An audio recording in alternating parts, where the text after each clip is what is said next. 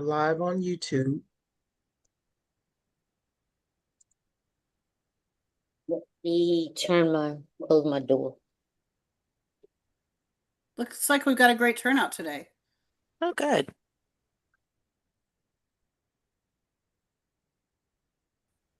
Let me put everybody in.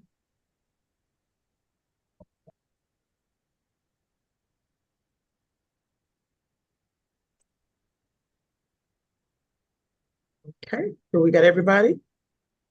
I believe so. All right. Good afternoon, everyone, and thank you all for joining us for today's A Month of Service presentation of inherited property, clearing title, deferred property taxes, and other probate concerns. My name is Nia Murray. I am the programs coordinator with Neighborhood Recovery Community Development Corporation, and we are one of the partners in the A Month of Service collaboration. Also included, we have the City of Houston's Department of Neighborhoods. Also, on behalf of our presenting partners, we have Ms. Mabel Menifee with the Harris Central Appraisal District. We have Ms. Shay Pinkowski, who's joining us with the Harris County Tax Assessor Collector's Office, and Ms. Lisa Nelson with the Texas Legal Services Center, who will all be facilitating and providing the information for you today about inherited property. But also included in our partnership, we also have the Earl Carl Institute, Lone Star Legal Aid, and Houston Volunteer Lawyers. And together we all make up A Month of Service. And basically, A Month of Service is the collaboration of all of our organizations coming together on a monthly basis and offering a variety of different workshops, resources, and information to the communities that we all serve that are relative to asset protection, asset building, the maintaining of generational wealth, and community empowerment. We know that there are a lot of underserved communities that are out there, folks that don't know where to go for a lot of information, that don't know where to go for particular resources and services. So we decided several years ago to come together in a collective effort to try to create a larger impact, to try to reach more people, and to try to get as much information out to the community, to get as much information as we possibly can out to the community. And I was gonna say something along the lines that there's a lot of misinformation that's out there. So we want to try to get people the most up-to-date, the most accurate information from the professionals in those areas of expertise that are relative to our communities, relative to the state of Texas, to Harris County, and so forth. There's a lot of information that's out there that's kind of like all over social media and people telling you this and that has absolutely nothing to do with the state of Texas or nothing to do with the laws for the state of Texas. So a lot of that information does not apply here.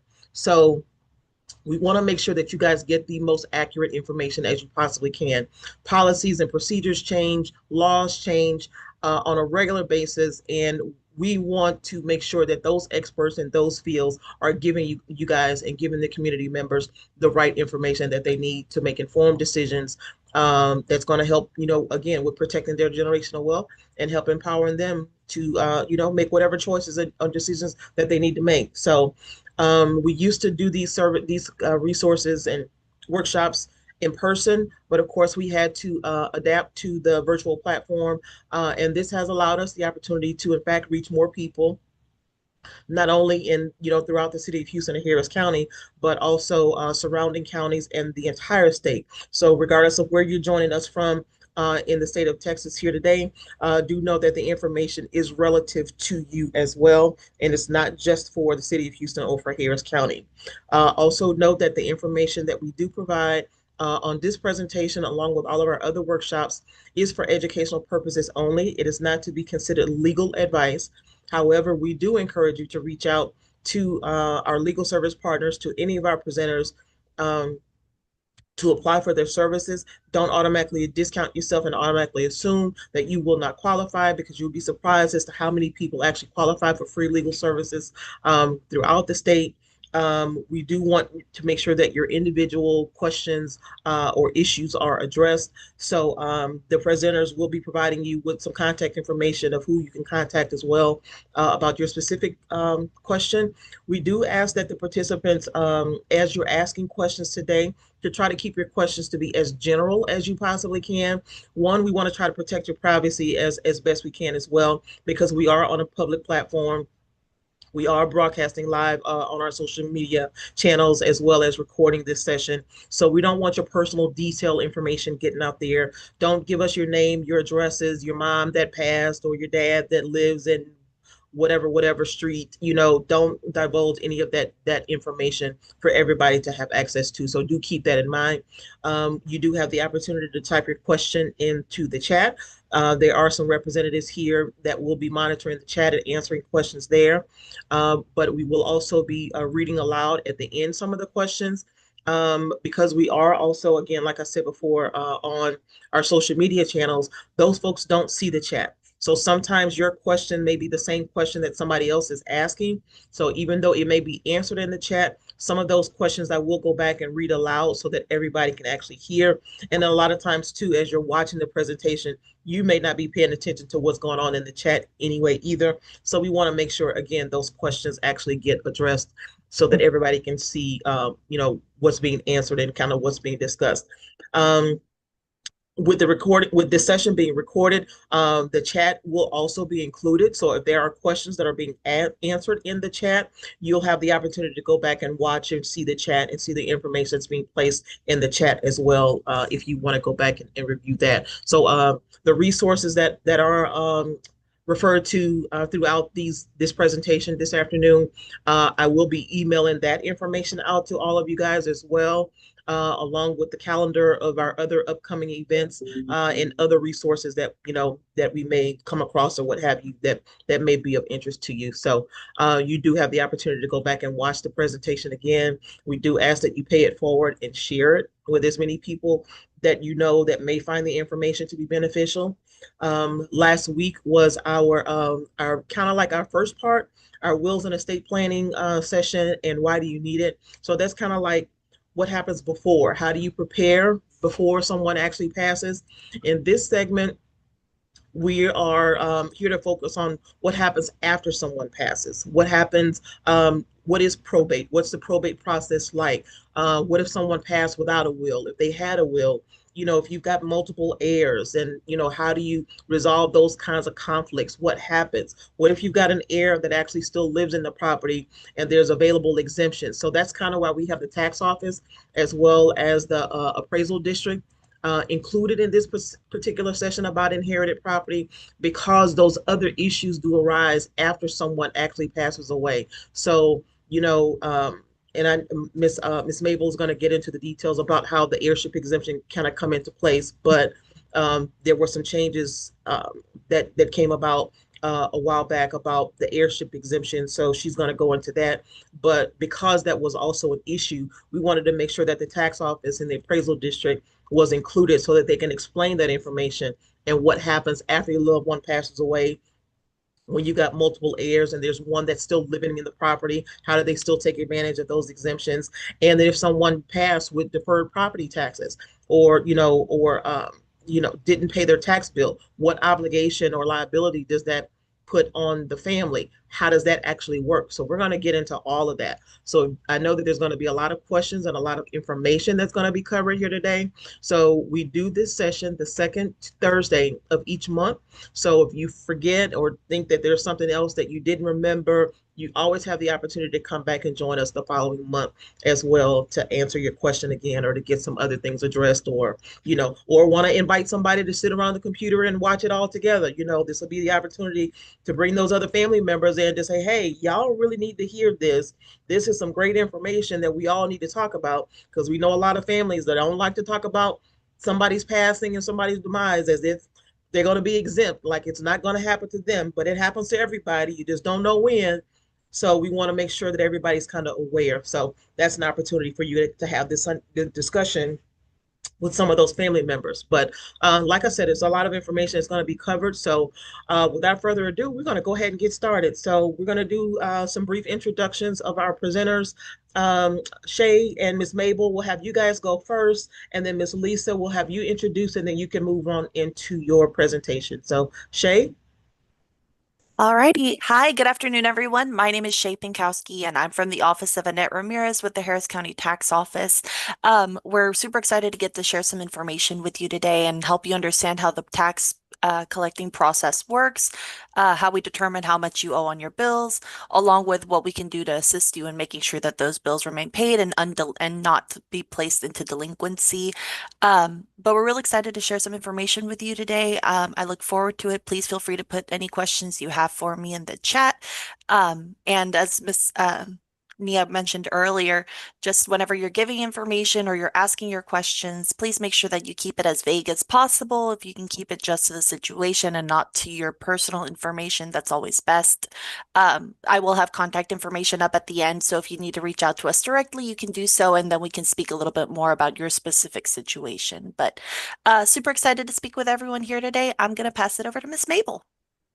Thanks, Shay. Good afternoon, everyone. And echoing what my colleagues have said, thank you very much for joining us. There's information that regarding property taxes and exemptions that play a role in terms of clearing title on inherited property. And there's some things that we really want to make sure that you understand, so that you're not having a time lag in terms of what needs to be done, particularly when it comes to exemptions. And we're going to talk a little bit about that, where we're going to go into that, as well as just kind of an overall view of the appraisal district and what we do, and why exemptions are so important in protecting you from paying more taxes than you need to. So thanks very much. I'm going to turn it over to Lisa now, who's going to get us started, and I will see you right after she finishes. Thank you. Good afternoon, everybody. I'm really happy to be here with my colleagues. We do this every month, but we take July off, so it's nice to be back and starting our next season. My name is Lisa Nelson, and I am a staff attorney at Texas Legal Services Center. I'm going to go ahead and start my slide as I go into my introduction.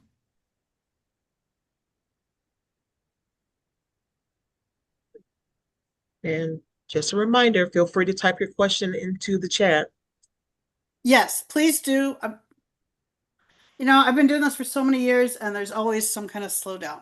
I will be monitoring the chat when my colleagues are speaking, and I'll answer questions directly in the chat. I want to repeat what Shay said. Please do not give your private information at all.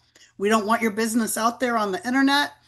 This is on YouTube as well, so it's better to keep that private. It's easy enough to make it general, and if you're worried about that, you're welcome to reach out to me privately on the chat, and I'll share my contact information as well. So I'm here to talk about clearing title and other probate concerns. This is, as Ms. Nia said, kind of the finale of the month in terms of all the different probate and estate planning presentations we do. My focus is on how to handle your inherited property, but I'm also going to talk to you about probate basics in general. What happens now that you have all your documents in place, what to do when your loved one has passed away, and also how to eliminate any type of inheritance headaches for your loved ones in the future. So we will start with an overview of the probate process, and then I'll go into the what you're all here for today, which is how to clear title to inherited property. That's also called heirship property, family homes, and what to do to make sure that the transfer process goes straight forward in the future. And then I'll pass it over to my colleagues at HCAT and the Tax Assessor Collector's Office to talk about property tax issues. I'm with Texas Legal Services Center, which has been around since 1981. I am here in Houston, but it's a statewide organization. The home office is in Austin, and we provide legal advice, advocacy, representation, and education to underserved people across the state. We have more than a dozen practice areas, multiple practice areas for crime victims, family law issues, veterans, people over the age of 60. And our work touches almost every aspect of civil law that affects low-income Texans, but really Texans in general. Our mission is to ensure equal justice for all Texans by educating, empowering, and representing vulnerable people while reshaping the greater legal system that impacts us all. Again, I'm Lisa Nelson. I'm a staff attorney. I'm on the Texas Law Help team. Texas Law Help is a website that is like an encyclopedia about legal issues. We're geared towards non-lawyers, though I have found out that a lot of attorneys and judges use our website as well.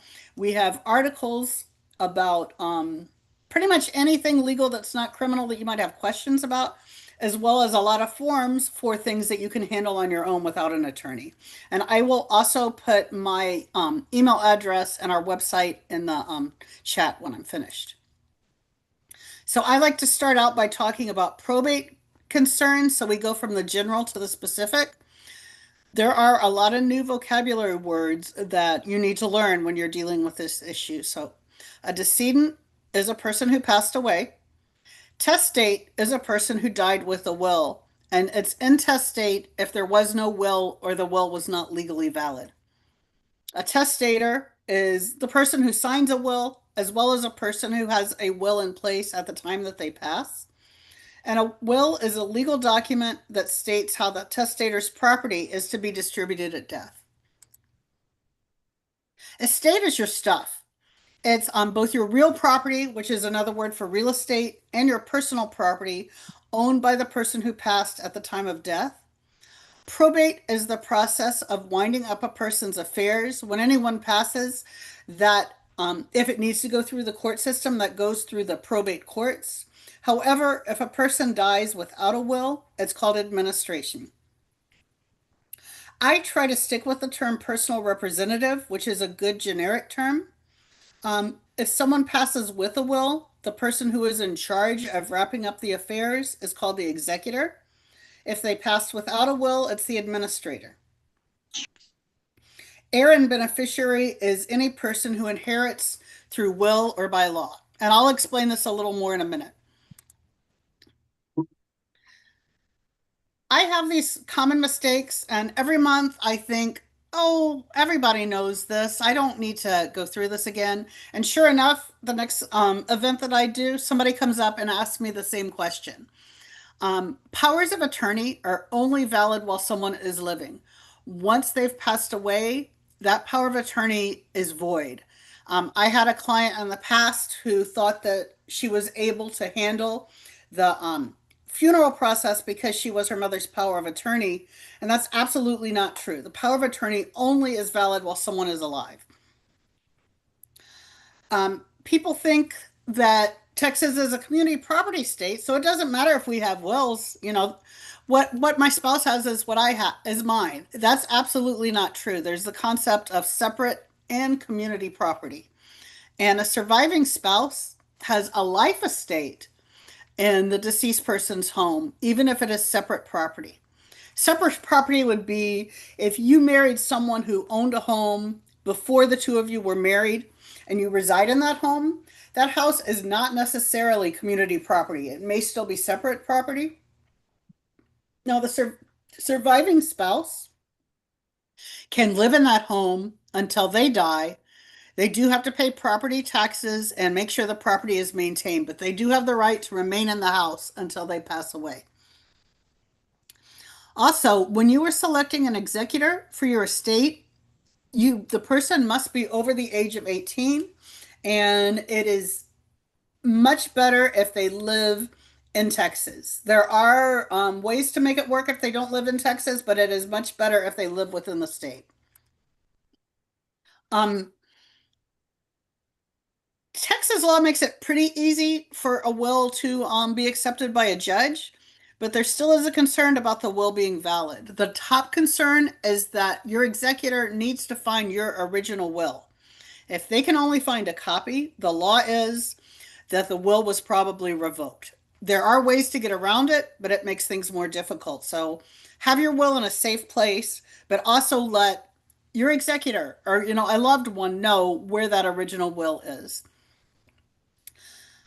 You can do your own will, but I'm always going to recommend that you have an attorney prepare that will for you. The reason is if everybody gets along and there aren't any problems, there most likely will not be issues. But if there's that one family member that isn't going to cooperate, If you did the will yourself, there's a chance that the judge will not find it valid, and it will be a lot more complicated. That's why I don't recommend forms that you get from websites such as LegalZoom. Um, our website, texaslawhelp.org, does have forms that the Texas Supreme Court has approved. So those should work with the court. I'm still always going to encourage you to use an attorney. And AMOS has amazing partners that do will clinics fairly often throughout the year. So please pay attention and use our resources. It is also important that spouses have separate wills. They cannot have one will that they both sign. Texas law still allows you to write your own wills in your handwriting. It cannot be typed, cannot be a fill in the blank form. It has to be completely in your own handwriting. It's called a holographic will, and we have information about it on our website. And like I said before, make sure that you keep your will in a safe place that at least some of your loved ones know about it.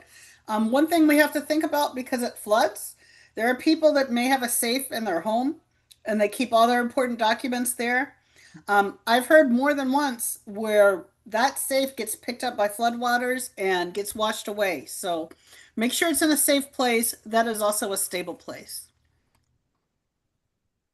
It's really critical to remember, if you die without a legally valid will, the law determines who will inherit your property. And there's a very complicated chart that explains how things are passed if someone did not have a will, but it's not who you liked. I mean, you can tell somebody all day long who you want to inherit your property, but if you don't have a will that is found to be legally valid by a judge, that doesn't matter. Your wishes will not matter. There are procedures if you cannot find a will. It's called an application for administration. If the judge determines that you can use an independent administration, it is similar to someone who passes away with a valid will. There are other circumstances. If somebody in the family is going to fight, if one of your heirs is under the age of 18, you will have to have a dependent administration, which is much more expensive. There are extremely limited situations where you can file a small estate affidavit. In Texas, you are required to have an attorney to probate. I know it's frustrating, it's more expensive, but the issue is probate is a lot more complicated than people think. An attorney will know the best way to proceed if the person did not have a will. I can't tell you how many times people have tried to go through the probate process, tried to resolve everything on their own, and it ends up costing them more money because they don't use the legally proper ways. In Texas, we have both probate and non-probate assets. Probate assets are property that is in your name that passes through a will. That could be real estate, and that's also personal property, anything in your home, your furniture, your car, all of those things. Non-probate assets pass according to a contract. They do not go through probate court. They do not have, your will has nothing to do with it. Non-probate assets pass in accordance with the beneficiaries. So for example, you name a beneficiary to your life insurance, any retirement or other investment plans, or payable on death account.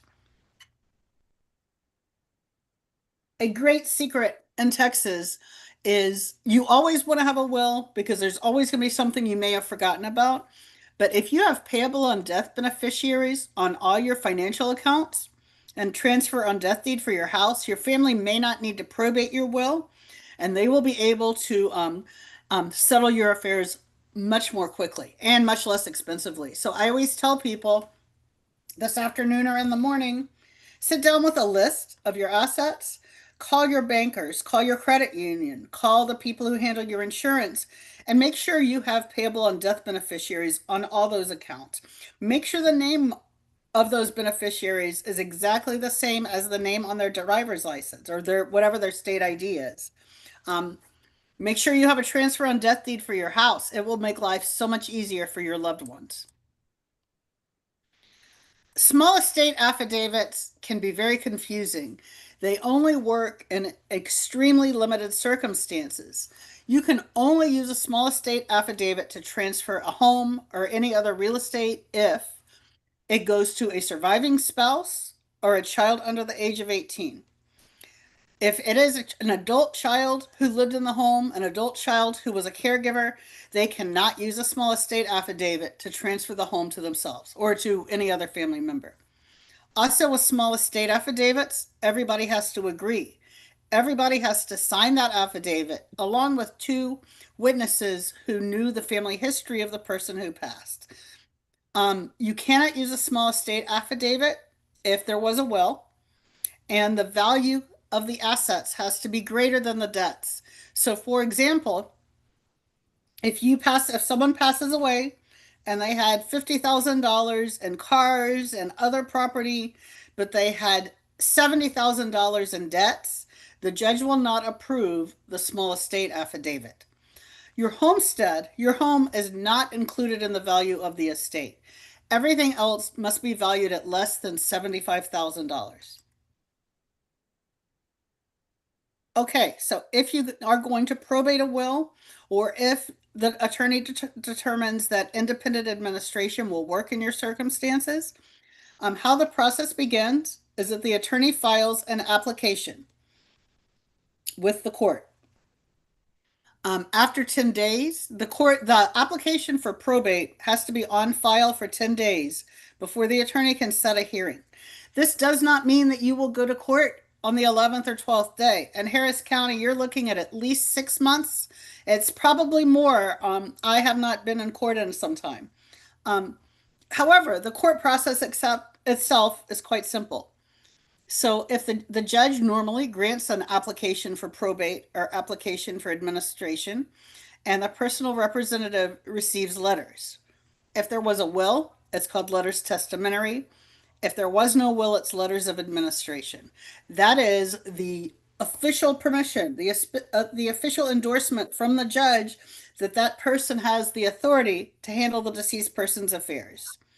The personal representative, which would be the executor or administrator, gathers all the deceased person's assets. They also have to open a separate bank account for the estate. When someone passes away, most of the time the bank is going to close that account within a few days. Your representative will be required to open an account in the name of the estate.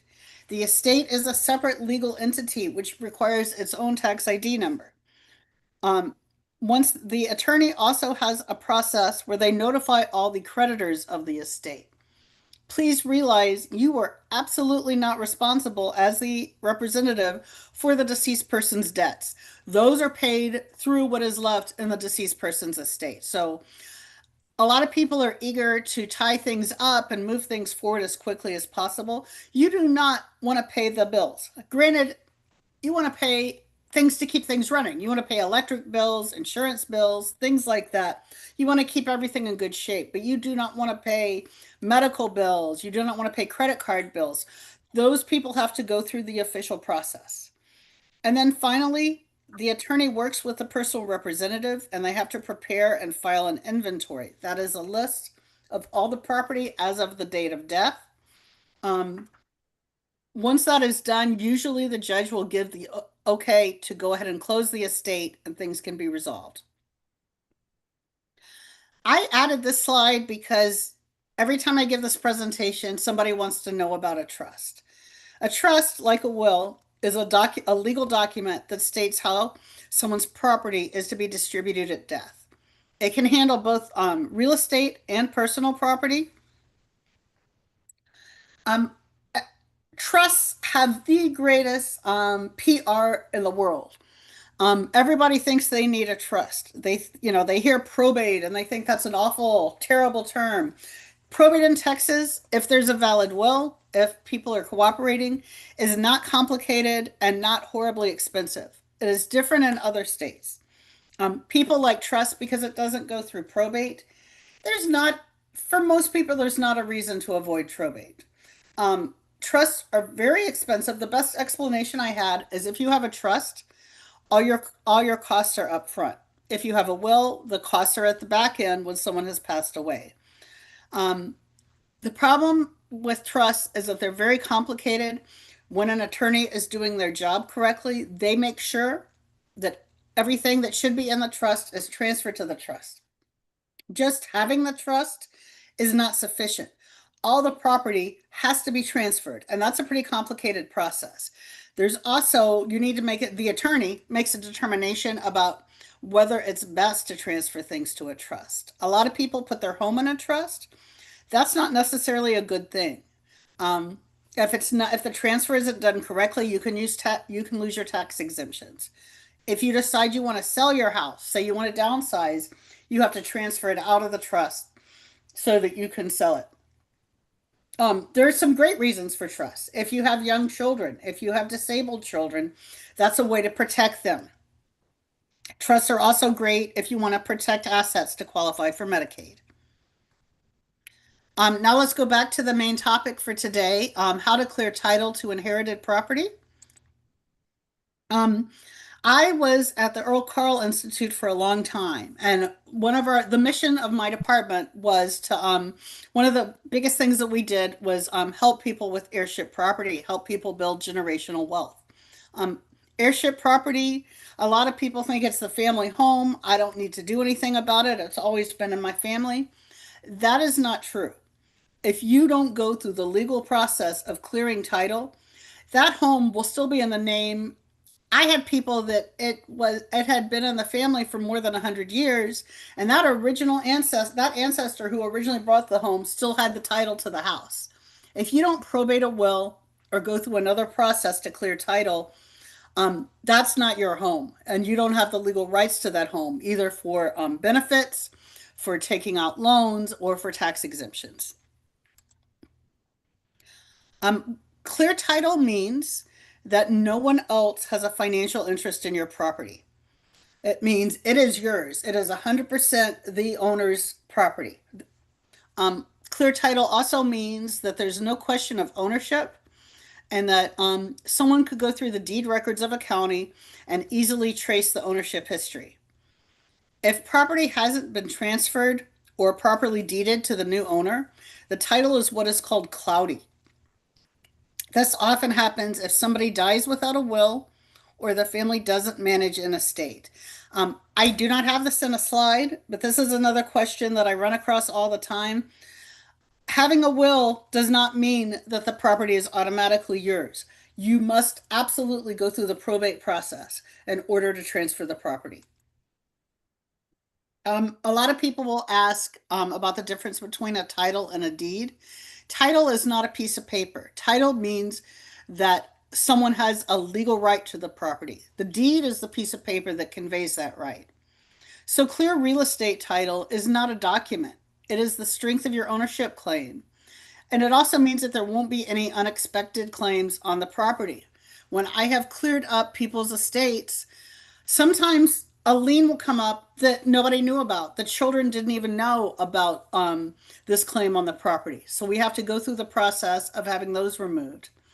The deed is just the document that transfers ownership to a new owner. A deed is common when you sell a house.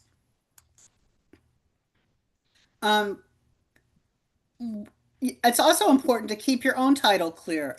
There was an excellent presentation earlier this summer, about title fraud, which sadly happens more often than you would hope. One thing to protect your property and to make sure your property stays in the family is to file a transfer on death deed. That is the easiest and least expensive way to transfer real estate to someone after you pass away. You can also prepare a will that's legally valid, and that will transfer the property. Clear title is critical because if you don't have clear title, if you live in a family home and there is a disaster, you will not qualify for FEMA or any state or county recovery assistance. You're also not eligible for any type of property tax relief like exemptions or deferrals. You're not able to take home improvement loans or other types of loans. You can't use your house as collateral if you don't have clear title. Like I said earlier, you absolutely have to probate your loved one's estate, or you will find out that you don't have clear title. Also, unless there were transfer on death beneficiaries, you can't access financial accounts if you don't go through the probate process. There are a few ways to clear title through the courts. If someone passes within 4 years, it's simple. You go through, you probate their will, or you go through the administration process. If it's been more than 4 years, and this happens, you can file an application to probate as muniment of title. That is a more simple process where someone has left a will, and the only thing that needs to happen is that the house needs to be transferred to whoever was named in the will as the homeowner. There's also a process called adverse possession. It's a pretty complicated legal standard, but if you meet those requirements, you can go through the court and have a petition for adverse possession to clear title to your home. Probate, as we talked about before, should be straightforward. If you have a valid will that's prepared and there's not any way that someone could contest it, the judge you go to court, the judge determines whether the decedent left a valid will that's compliant with Texas law. And if the person did not leave a will or the will was not valid, you can file an application for administration. I always use this process as something to be done if it's been more than 4 years since someone has passed. You can absolutely do this at any time. It's just the one exception to the rule of probate must happen within 4 years. If the homeowner had a legally valid will and everybody who's legally entitled to that person's estate agrees with the will, you can do a really simple court process that's called muniment of title, where the judge will admit the will to probate and you record the final order and the will and the property records, and that transfers property. And that's a way to clear title as well. Adverse possession is something you've probably all heard about. This is a legal principle that allows you to go through the court and get a judge to give you legal ownership rights. You have to have lived on the property for a significant amount of time. It varies depending on other circumstances, but it's at least 15 years.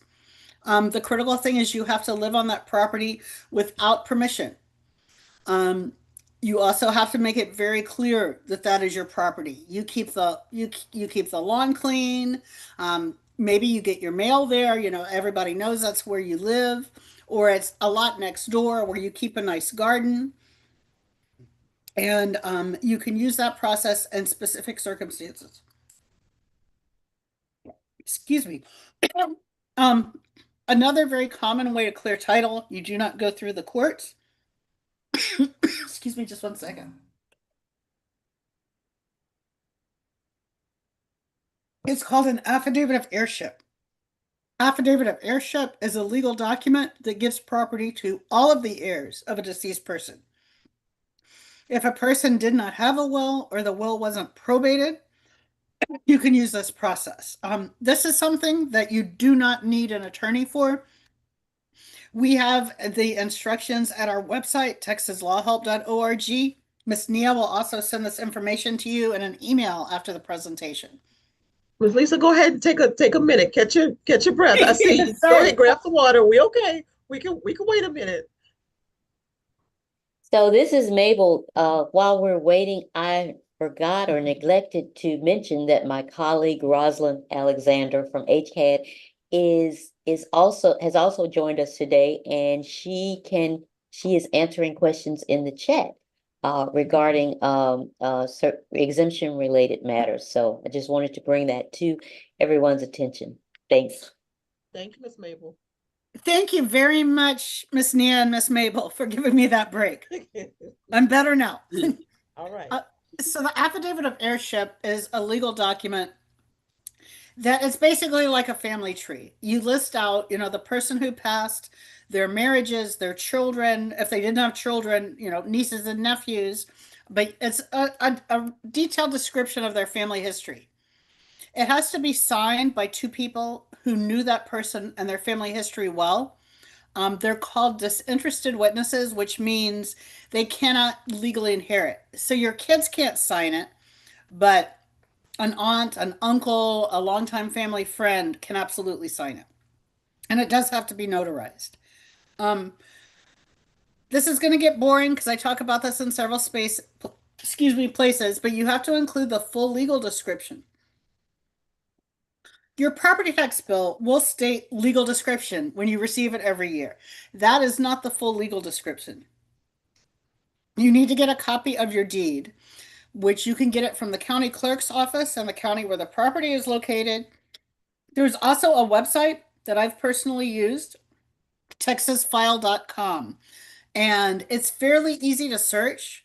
I don't know about all the counties in Texas. The Harris County clerk allows you to search property records. I have been doing it for many years and it can be quite difficult. So I recommend, calling the county clerk, asking for their assistance, or going to texasfile.com.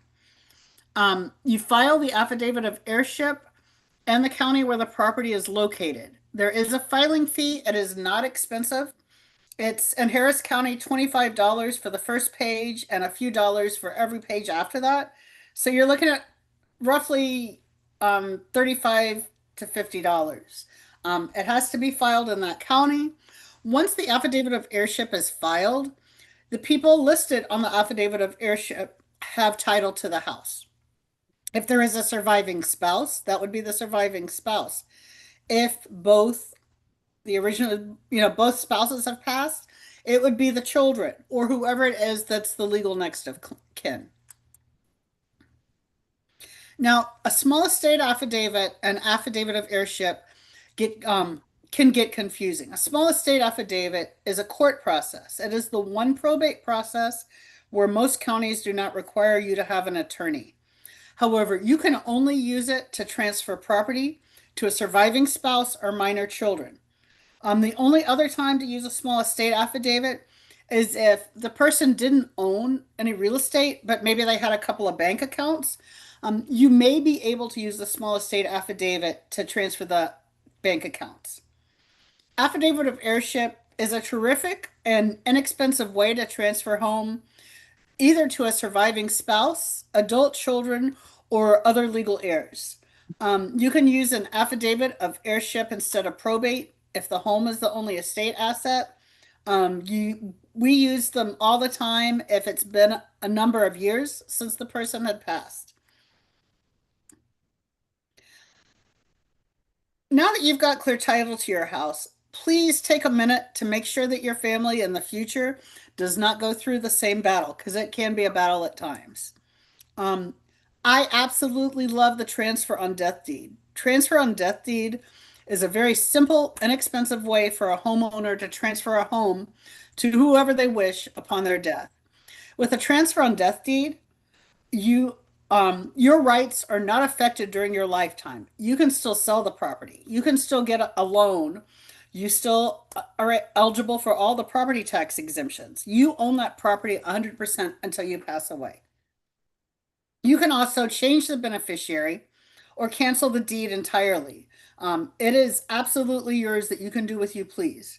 The two critical things you absolutely have to have, again, the legal description, and the deed must be filed in the county where the property is located before the homeowner passes away.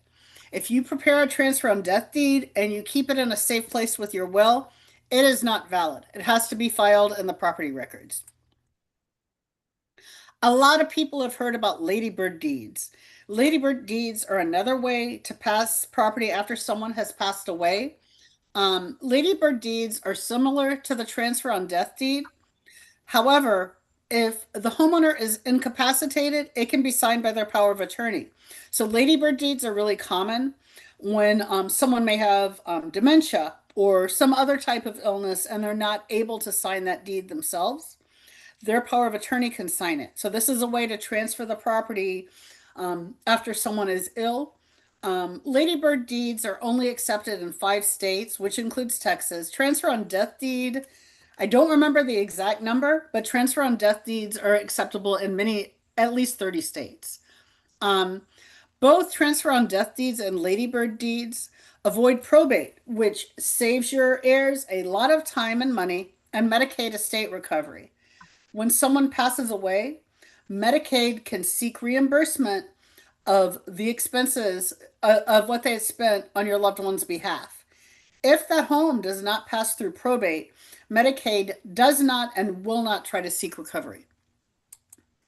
I am not going to go through this chart. I have it in here because you'll get a copy of my presentation and you can hit pause and look through it. This explains the differences between transfer on death and the Ladybird deed. My general takeaway is if the homeowner is able to sign, transfer on death deeds are much better. They're a lot safer. Ladybird deeds add some complications. We have a toolkit at Texas Law Help, which allows you to create your own transfer on death deed. Like I said about the affidavit of heirship, you need to get a copy of the current deed to get the legal description, and you need to file this with the county clerk's office.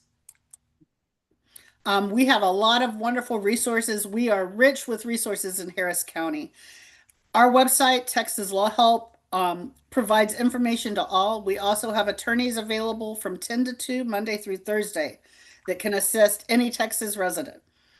Earl Carl Property Preservation is at Texas Southern University, Thurgood Marshall School of Law. They are an amazing program that can help you with inherited property, as well as other property concerns, any type of housing stability.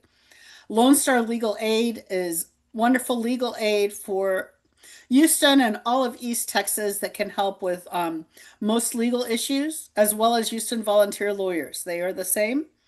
I love referring everybody to Legal Line. There are no income requirements with Legal Line. The Houston Bar Association has this program called Legal Line that you can talk to an attorney for free.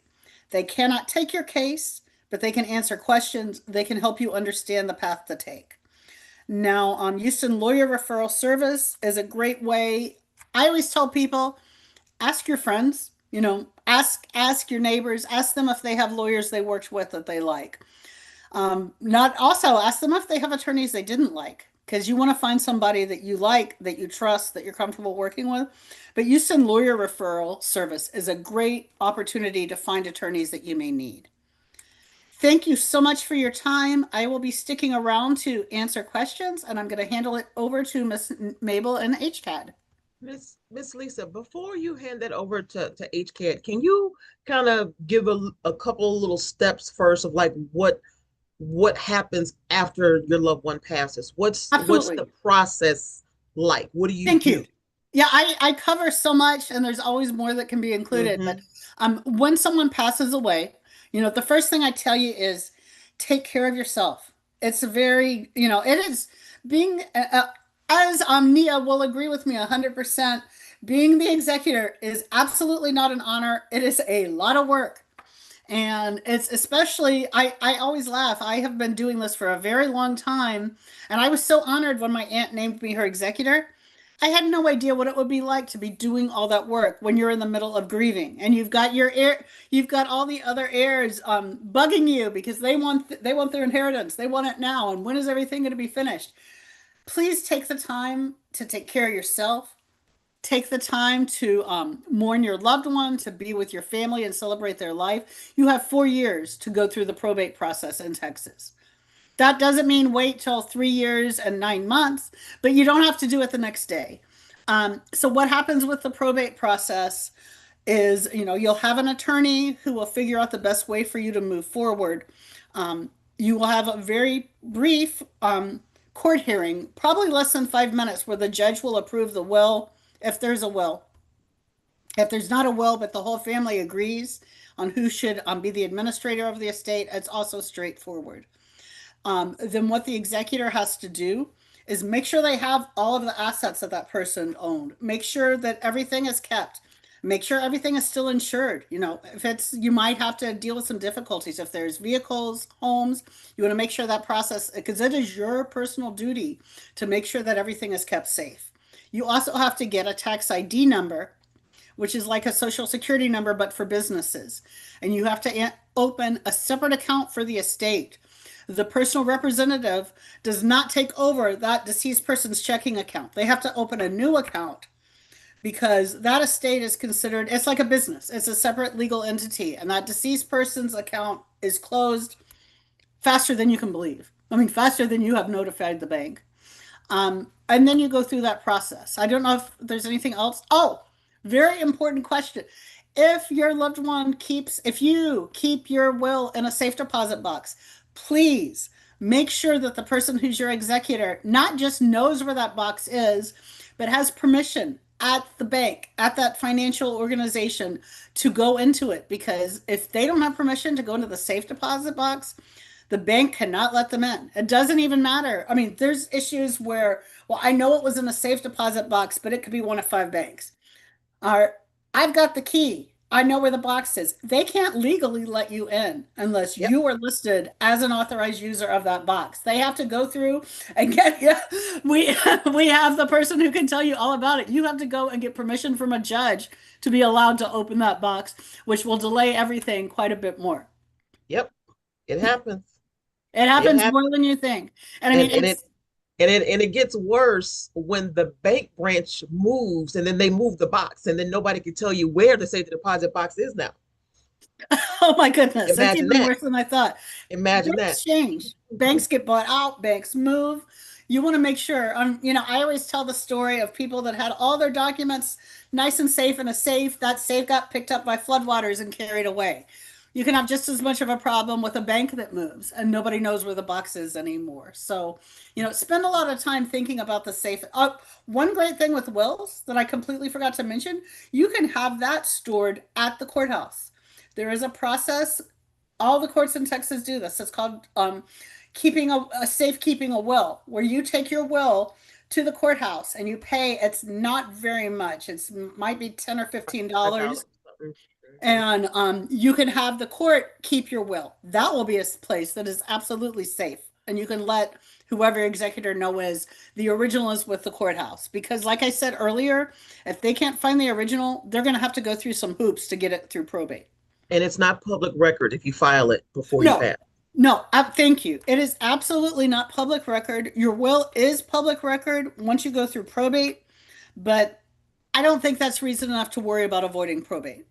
The only time I have seen where I understood why somebody would have a trust because they wanted private is it was the former owner of the Texans, Bob McNair. And I can understand why he wouldn't want anybody to be able to have access to his business. But for most of us, it's not worth it. Mhm. Because you're looking at, a few $1,000s, or if you can go through AMOS free to get your will done, as opposed to $5,000 to $15,000. And I may be underestimating that because I have not been in private practice for some time. Okay. Ms. Marla, you have your hand up. We're going to answer your question really quick, and then we're going to move on because we don't want to get into too many questions before we get to the end of the presentation. I'm absolutely here through the end of the presentation to answer questions. I'm not going away. But if you have a quick question, Ms. Marla. And you are on mute.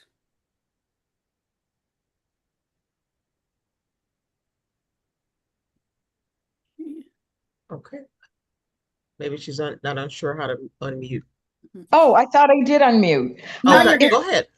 If you have a beneficiary on your checking and savings account, can the bank lock down that account upon your death? If you have a transfer on death beneficiary, the bank locks it down, but whoever those beneficiaries are go into the bank. They have to have the death certificate, they have to have their ID, and then they would be able to have access to it. Thank you.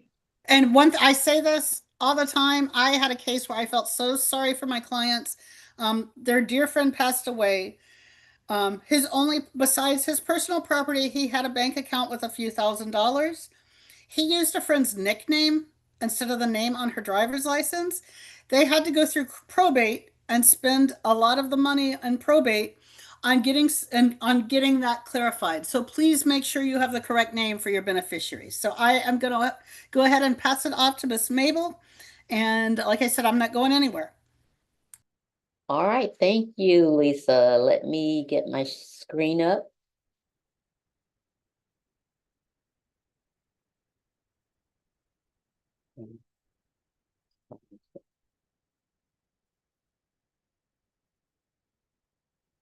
Okay.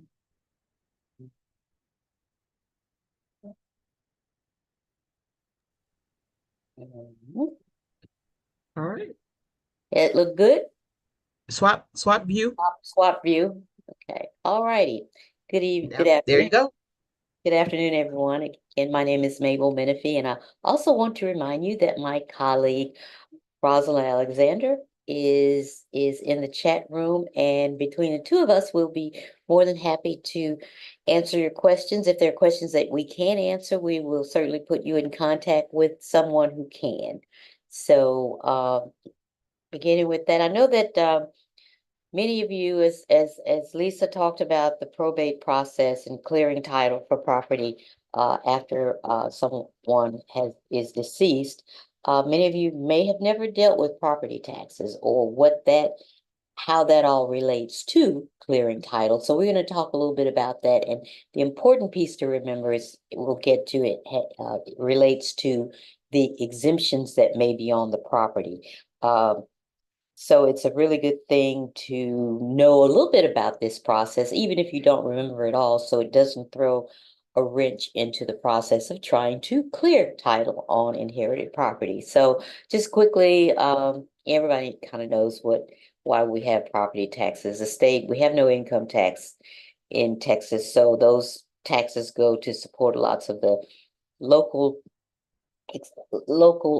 government expenses and revenue for schools and roads, police, fire protection, and that sort of thing is what they're primarily for.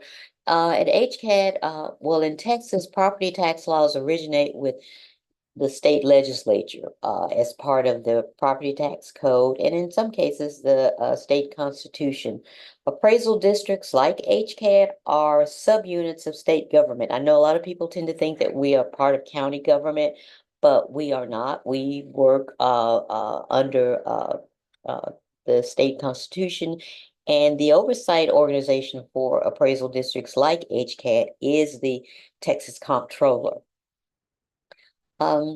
So quickly, just want to kind of, as we get into the discussion, I want a couple of things that I want to make clear in terms of what appraisal districts do so that we can understand what exemptions and all of that is about, is that we appraise all the property in the county, whether it's residential, commercial, it can be agricultural, industrial, and something called business personal. And it is the responsibility of appraisal districts to try and reach that 100% of market value. In other words, what the current market is reflecting as your property value, because that is what's being paid by by buyers on the open market.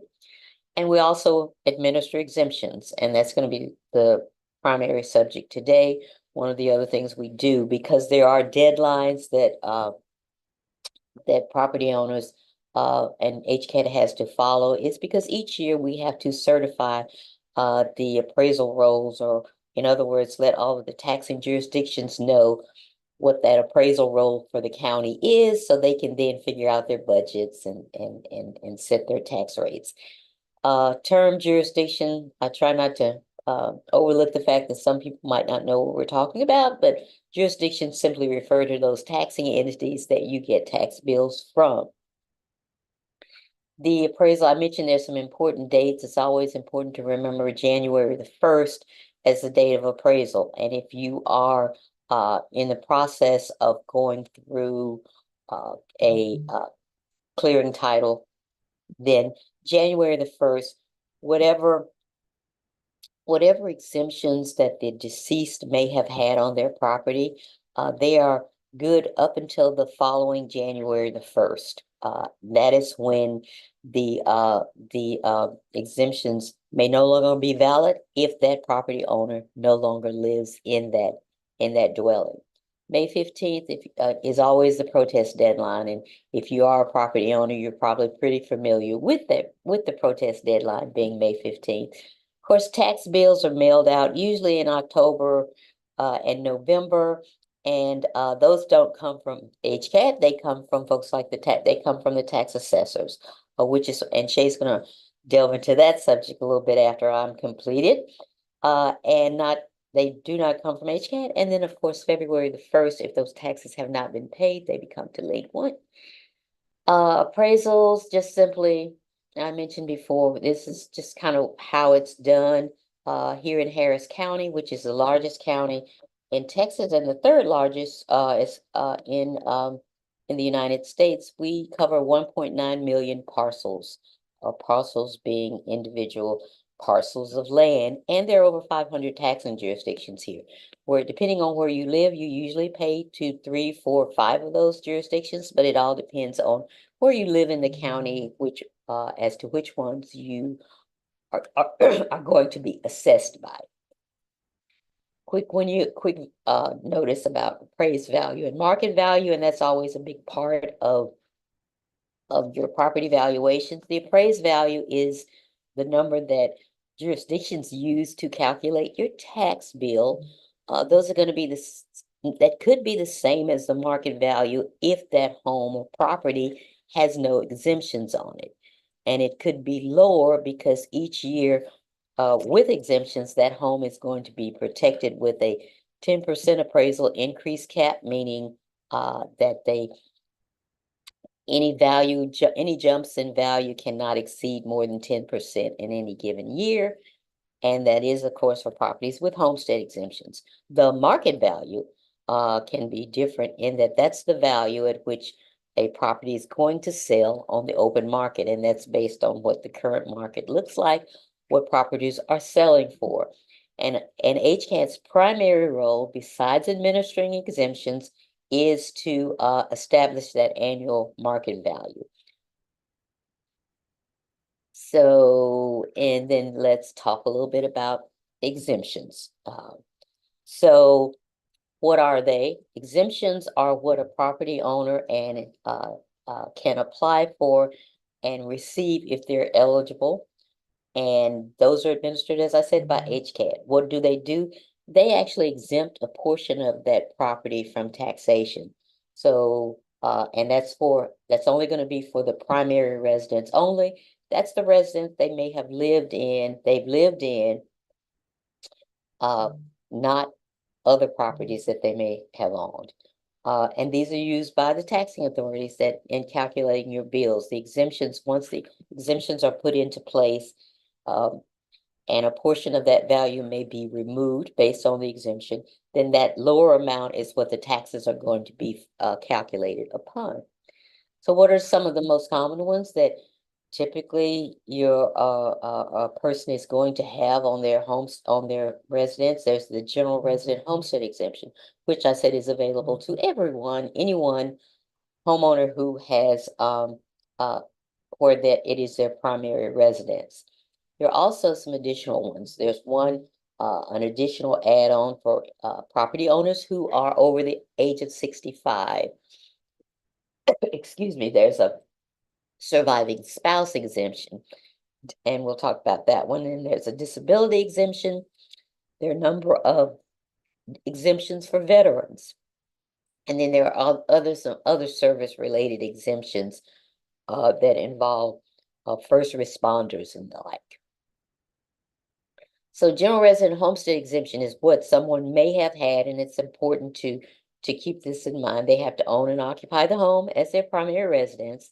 And these are also important. I mentioned what I've been talking about, what your relative or the deceased may have had. It's also important to remember that if you're going to take over occupancy of that home and it becomes your primary residence, it's very important for you to know about these, the opportunity to get these exemptions once you've cleared title and are officially own and occupy the property. So the general resident homestead exemption, as I said, for your primary residence, and again, it provides that 10% appraisal increase cap, which comes really in handy when we've seen, particularly what we've seen after COVID, with property values in some neighborhoods skyrocketing. This provides a buffer, a little bit of protection for so that homeowners don't get hit with those huge increases each year, which has, unfortunately, sometimes in certain places around Houston, has been the case. You also get, here's an example of when we talk about exemptions. This one is one that is required by the state and it is a $100,000 school tax exemption. That's required by state law. What does that mean? It means essentially that the first $100,000 of value on your property, you are not liable for school taxes. So example might be if say your home is valued at $300,000, that $100,000 school tax exemption means you only pay taxes to a school on $200,000 of that. There are other exemptions that are going to be offered by other jurisdictions. The city of Houston offers one for the general resident homestead. So does the county. So do some school districts may even offer more than that 100,000, but that is the amount that the state requires them to offer. The over 65 and disability exemption, these are relatively the same. So you qualified for the entire year that you turn 65. So no matter how late in the year you may be turning 65, you will get those exemptions for that entire year. The disability exemption, we have these grouped together because basically you get the same benefits.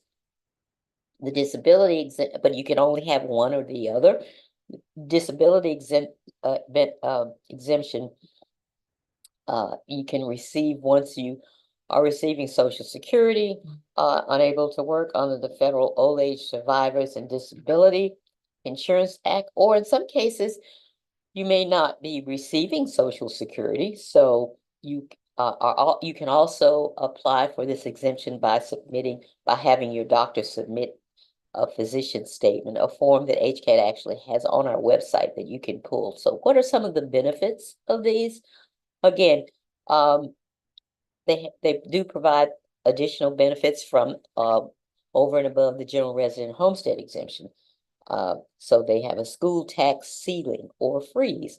Basically, that means your school taxes for whatever year you turn 65 are going to freeze, or they will stay at that same level unless the value of the property falls, in which case the ceiling can go down. The only way it can go above what you paid that year is if you do some improvements to the home, which add value to it in terms of you build an extra room, you add square footage, or you build a swimming pool or tennis court in the backyard. And then of course you maintain all of the exemptions that someone who has the general resident homestead exemption can have. And you're going to be eligible for things like a tax deferral and the opportunity to pay your taxes in installments without penalties.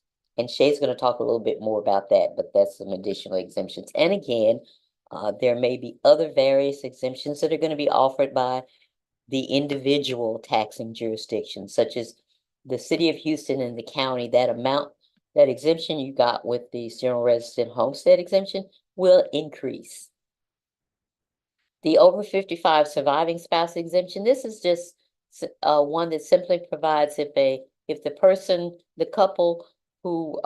married couple who was receiving the over 65 exemption because one of them had turned 65, if that person passes away, the surviving spouse, as long as he or she is over 55, maintains all of those exemptions. So they won't be interrupted. Maybe they've had them in place for 7 or 8 years, so they continue to stay at that amount. And again, you can even transfer the school tax ceiling to another dwelling, and you'll be eligible for those tax deferrals and paying taxes in installments. The immediate resident homestead exemption, I have that one in here simply because that's something that individuals who are moving into a new home upon qualifying, it's usually a new home or a home where the previous owner had no exemptions. So if you are moving into a property that did not have exemptions on it, you can apply for this immediate homestead exemption, which gives you the opportunity to start those exemptions the month that you moved into the home, as opposed to waiting till the following January the 1st, which is the appraisal magic number for so many of the other things that we do, but you can get this immediate homestead exemption on a prorated basis, depending on the month that you move in. So if you move in May, you're going to get the those exemptions basically prorated for 7 months or so. If the previous owner did have exemptions, then you're going to benefit from whatever they were for that rest of that year. If you're for instance, if you're 30 or 35 and that person had an over 65 exemption, then that's going to save you some substantial amount of money for that first year.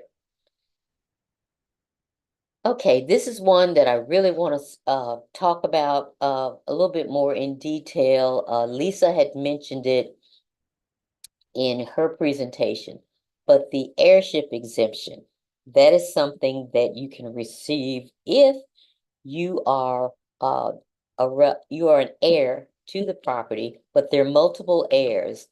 So you're the one that's living in the home. You're the one who's paying the taxes. The heirship property refers to land or homes that have been passed down without a clear or an updated title. So this, again, this is what happens when a parent dies without a will and there are 3 or 4 siblings or to share ownership. In the past, few years ago, you were not able to, up until a few years ago, you were not able to receive those exemptions because you did not have full ownership.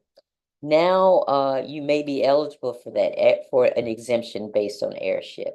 And that looks like this. When you, in order to receive that heir exemption, you would need to apply for it with HCAD. And that would be on our homestead exemption application, section 3. When you start filling it out, that's section 3 will trigger whether or not you need to apply for the heirship exemption, because it will ask if that property for which you're submitting the application is heir property. So there's some important information that you need to pay attention to at that point. Do other heir property owners occupy the property and live in the property as well? So you'll be able to provide some additional information, including an affidavit establishing your ownership interest in the property. There is a form for that on our website. And then we would need the death certificate for the previous owner, a copy of the property's most recent utility bill. People kind of wonder why you need that. It's just to show it determines that the property is actually being lived in.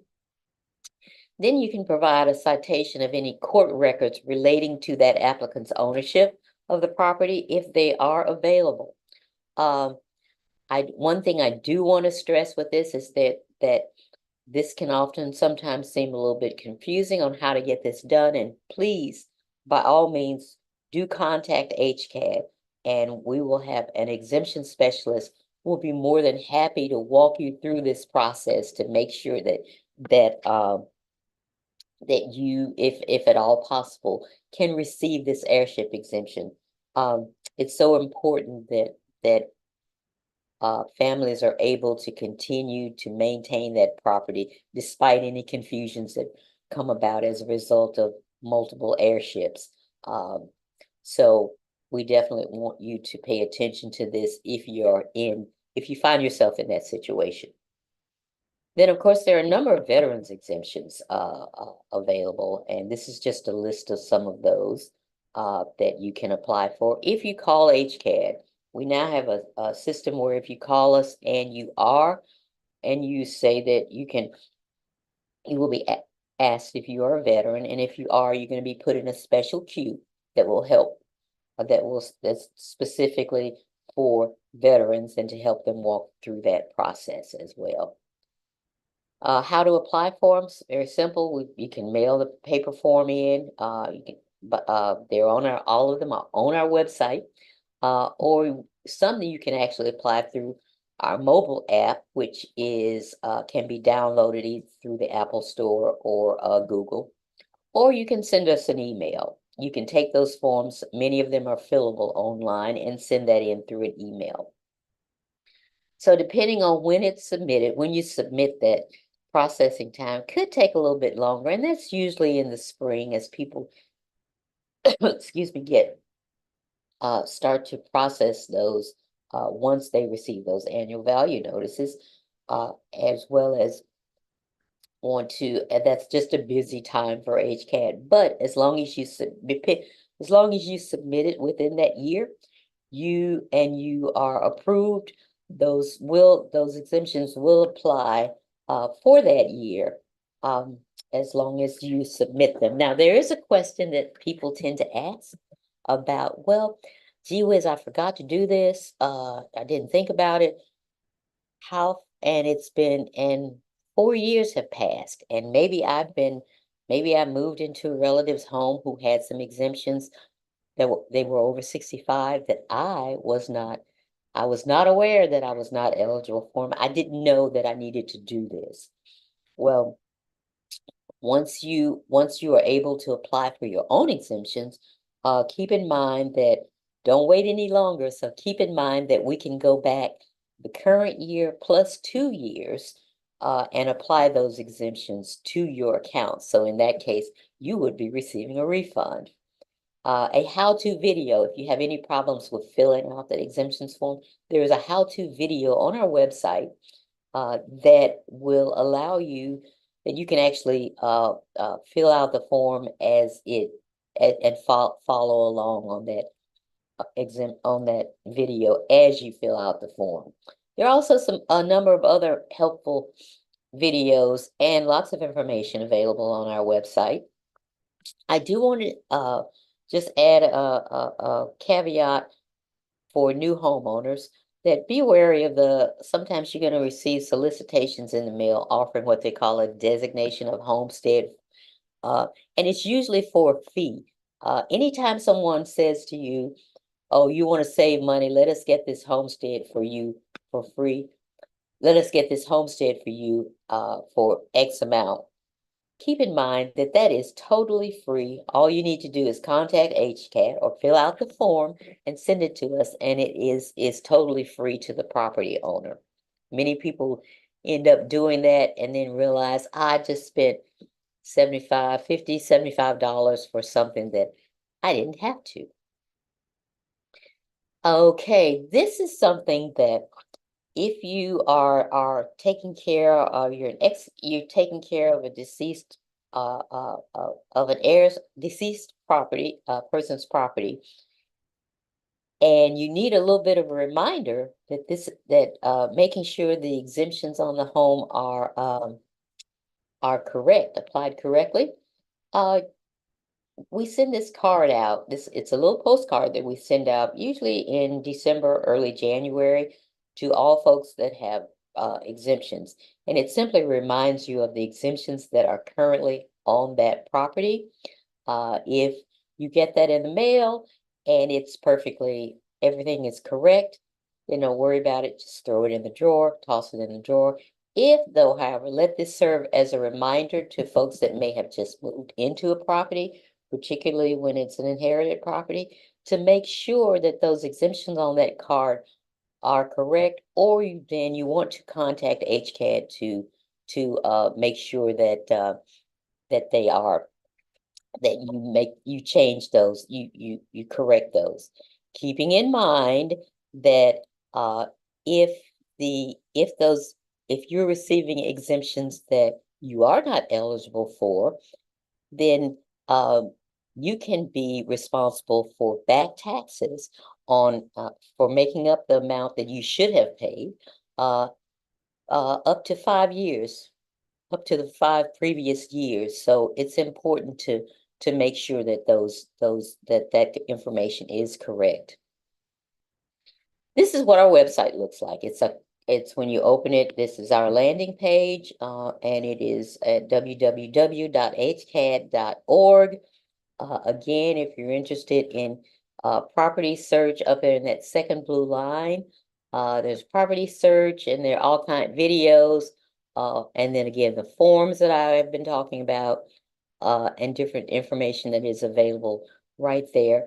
And of course, if you want to contact HCAD, please feel free to do so. We're located out on the Northwest Freeway at the Hollister Tidwell exit, and you don't really want to drive all the way out there, but and some people do. And then our general phone number, you can call us and speak to the appropriate specialist. Then again, our website, and then you can contact us online. There is a contact form that you can use, which provides, which will more than likely get you directly to the specialist that you need to speak to, because you're asked to provide some additional information. And then there's our email, help@hcad.org, keeping in mind that may eventually be going away, but for right now, we continue to answer those questions as well. And I think that is all my presentation for today. I will be here to ask any questions. I will be here to answer any questions after Shay's presentation. At this point, I am going to turn it over to the Tax Assessor Collector's Office. And thank you so much for listening. Thank you, Ms. Mabel. Thank you, Miss Mabel. All right. Hi, everyone. Good afternoon. I am back. Let me go ahead and get started with sharing my screen for my presentation. Okay. Can everyone see everything okay? It's coming up. Perfect. No, All right. there it So goes. wonderful. So as I introduced myself earlier, my name is Shay Pinkowski, and I'm with the Office of Annette Ramirez, who is your Harris County Tax Assessor Collector's Office, along with your voter registrar and your Office for Registration of Vehicles and Title Transfers. So we recently elected our newest tax assessor collector this past November. She is a wealth of knowledge. She's been in the business of property tax collecting for about 23 years now, and she previously oversaw the Aldine Independent School District's in-house property tax collection. So you may have heard of her before. But we have a little bit of information about her here if you'd like to read up on her. We're very excited to have her new ideas and new thoughts coming into our office. So if you see a bill with her name on it, it's going to be changing from the previous tax assessor collectors. So part of what the tax assessor collector does for Harris County is we collect for property taxes for the counties located in Harris, or for the jurisdictions located in Harris County. There's over 80 of them currently, along with additional property taxes like PIDs and things like that, which don't necessarily apply to everyone, but you do see them on occasion. We register your vehicles, we process the documentation for title transfers, and we provide services like your handicap parking placards, special plates, and things like that. And in addition to that, we register and maintain the voter roll. So whenever you are getting ready to register yourself to vote, our office is the office that you can do that in. So just as a quick overview, the Harris County Tax Office maintains approximately 1.7 million tax accounts, which generates about $8 billion in property taxes that get dispersed to all of the jurisdictions that we collect for. So we collect for quite a few schools, along with, of course, Harris County.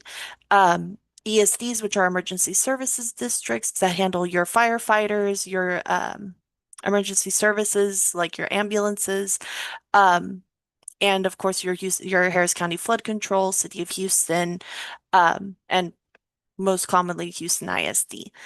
But all of those amounts that we collect from you are dispersed to those jurisdictions based off of their needs and how we are able to provide funding for these essential services. So there have been quite a few changes in the past few years. In the last 4 by themselves, the exemptions that we've had for property taxes have increased, meaning that in the general view, your property taxes, as in how much you pay, has decreased, which is good news for a lot of homeowners who have been able to benefit from that increase for the over 65 and disabled exemptions. The City of Houston, the Harris County taxes, along with your school general homestead. I'm sure a lot of you are a part of that process where we elected to increase the general homestead exemption for our schools from, I believe it was 60,000 prior to 2024, and then in 2024 we increased it to 100,000. And again, as Ms. Mabel mentioned earlier, our homestead exemptions became available for the property from the date in which we move into the property, as opposed to from the first full year in which that property is in our names. So there have been a lot of changes made that have reduced our taxes, and this upcoming year, there will be another election for increasing those exemptions again. So please be sure to do some research and read up on it if you can, so that you can make an informed decision. Your property tax bill, you'll see this at the end of the year, usually starting in November. The bill itself is a whole sheet of paper. It includes a detailed list of the jurisdictions that are collected for your property, along with your tax rate for each one of those jurisdictions, how much that assessable taxable value is for that property. So with your exemptions included, how much we're calculating those taxes based off of. And then at the bottom, you'll see something that we refer to as a payment coupon. And that payment coupon will show you, of course, the address in which you can mail a return item for making your payment. It'll show the amount enclosed, so you'll write however much you're paying for your property taxes, and the account number, the address that this is in regards to. And this is what you would include with your check if you were to send this payment to us in the mail, or if you come into one of our branch offices, you can provide this to us as well, so that we're able to see which property it is specifically that you are viewing in order to make that payment.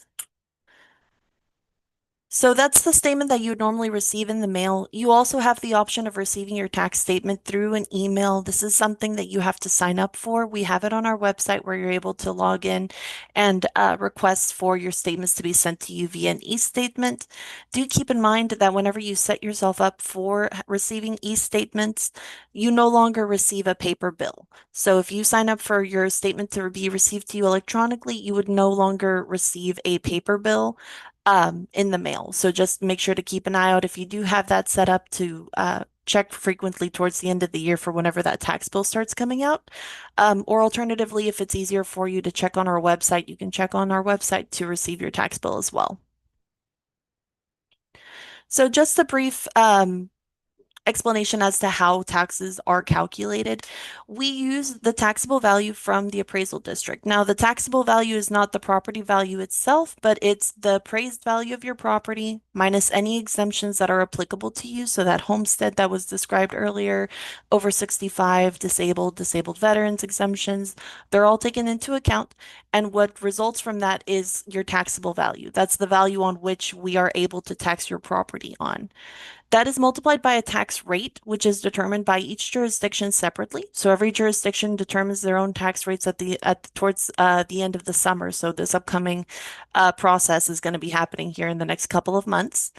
And whenever you multiply those two together, it results in the total for your tax bill. So that total amount that you would actually pay is the result of that calculation.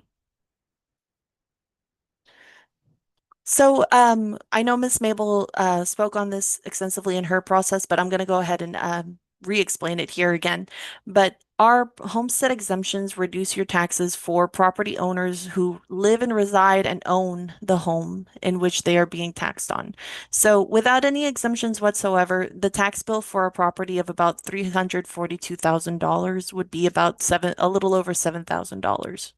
When you have a homestead exemption on that property, the value is reduced and we tax based off of that reduced value. So you save approximately a little over $2,000 just from having that homestead exemption placed onto your property. And it results in a lower tax bill of closer to $5,000 than $7,000. Whenever you have the homestead exemption and you're over the age of 65, or you have the homestead exemption and you're disabled persons, those savings get increased. So your exemptions increase, which reduces how much you pay for how much your taxable value is, and that reduces how much you pay. So with the homestead and the over 65 exemption on this property of $342,000, you end up saving a little over $5,000, and your tax bill gets reduced to just a little over $1,500 or so. So those exemptions are really important just on the basis of being able to save you money and helping and reduce the amount that you would pay for your property taxes. But especially when it comes to the long-term benefits of having these exemptions on your property, such as, those freezes, those caps that you get later on, and I'll discuss those a little further on. But just so that you can visually see the difference between non exempted property, the homestead exempted property, and homestead and over 65. In addition to the exemptions that we normally offer at any time of year, for those occasions in which we are impacted by a disaster, so like the derecho that we had a couple this past year, to hurricanes and tornadoes, because we do get a lot of that kind of inclement weather, property owners can claim a temporary property tax exemption when those disaster impacts occur. So it is something that you have to apply for. You can still go onto the Harris Central Appraisal District's website in order to get that form and submit that into their office. But make sure that whenever you do, if this were to happen, that you include documents in regards to what damages you sustained during this disaster. So anything that you can include, such as inspections, the photos, any repair estimates, or additional information that might be helpful in order to show just how much damage was done to your property so that they can make an informed decision. But this is available for whenever we do have that inclement weather or a disaster occurs. That is when this comes into play. So it's not a constant, but it happens on occasion. So I mentioned this a bit earlier, and you may have heard about this from other folks who are over the age of 65 or disabled, but there is something called a tax limitation, which you'll hear referred to as a tax ceiling or tax freeze is what I hear most of the time. But what a tax ceiling does is it limits the increase of your property taxes for school, along with some other jurisdictions, just depending on how they're run. But they limit how much your property taxes can be collected on. So this applies to homesteaded properties of property owners over the age of 65 or who are disabled. And these ceilings would reduce how much taxes you are required to pay. So say, for instance, the first year that you turn over the age of 6 or that you turn 65 and have that over 65 exemption placed onto your property, the following year, say if the first year you paid $300, the following year you could not be collected on more than $300.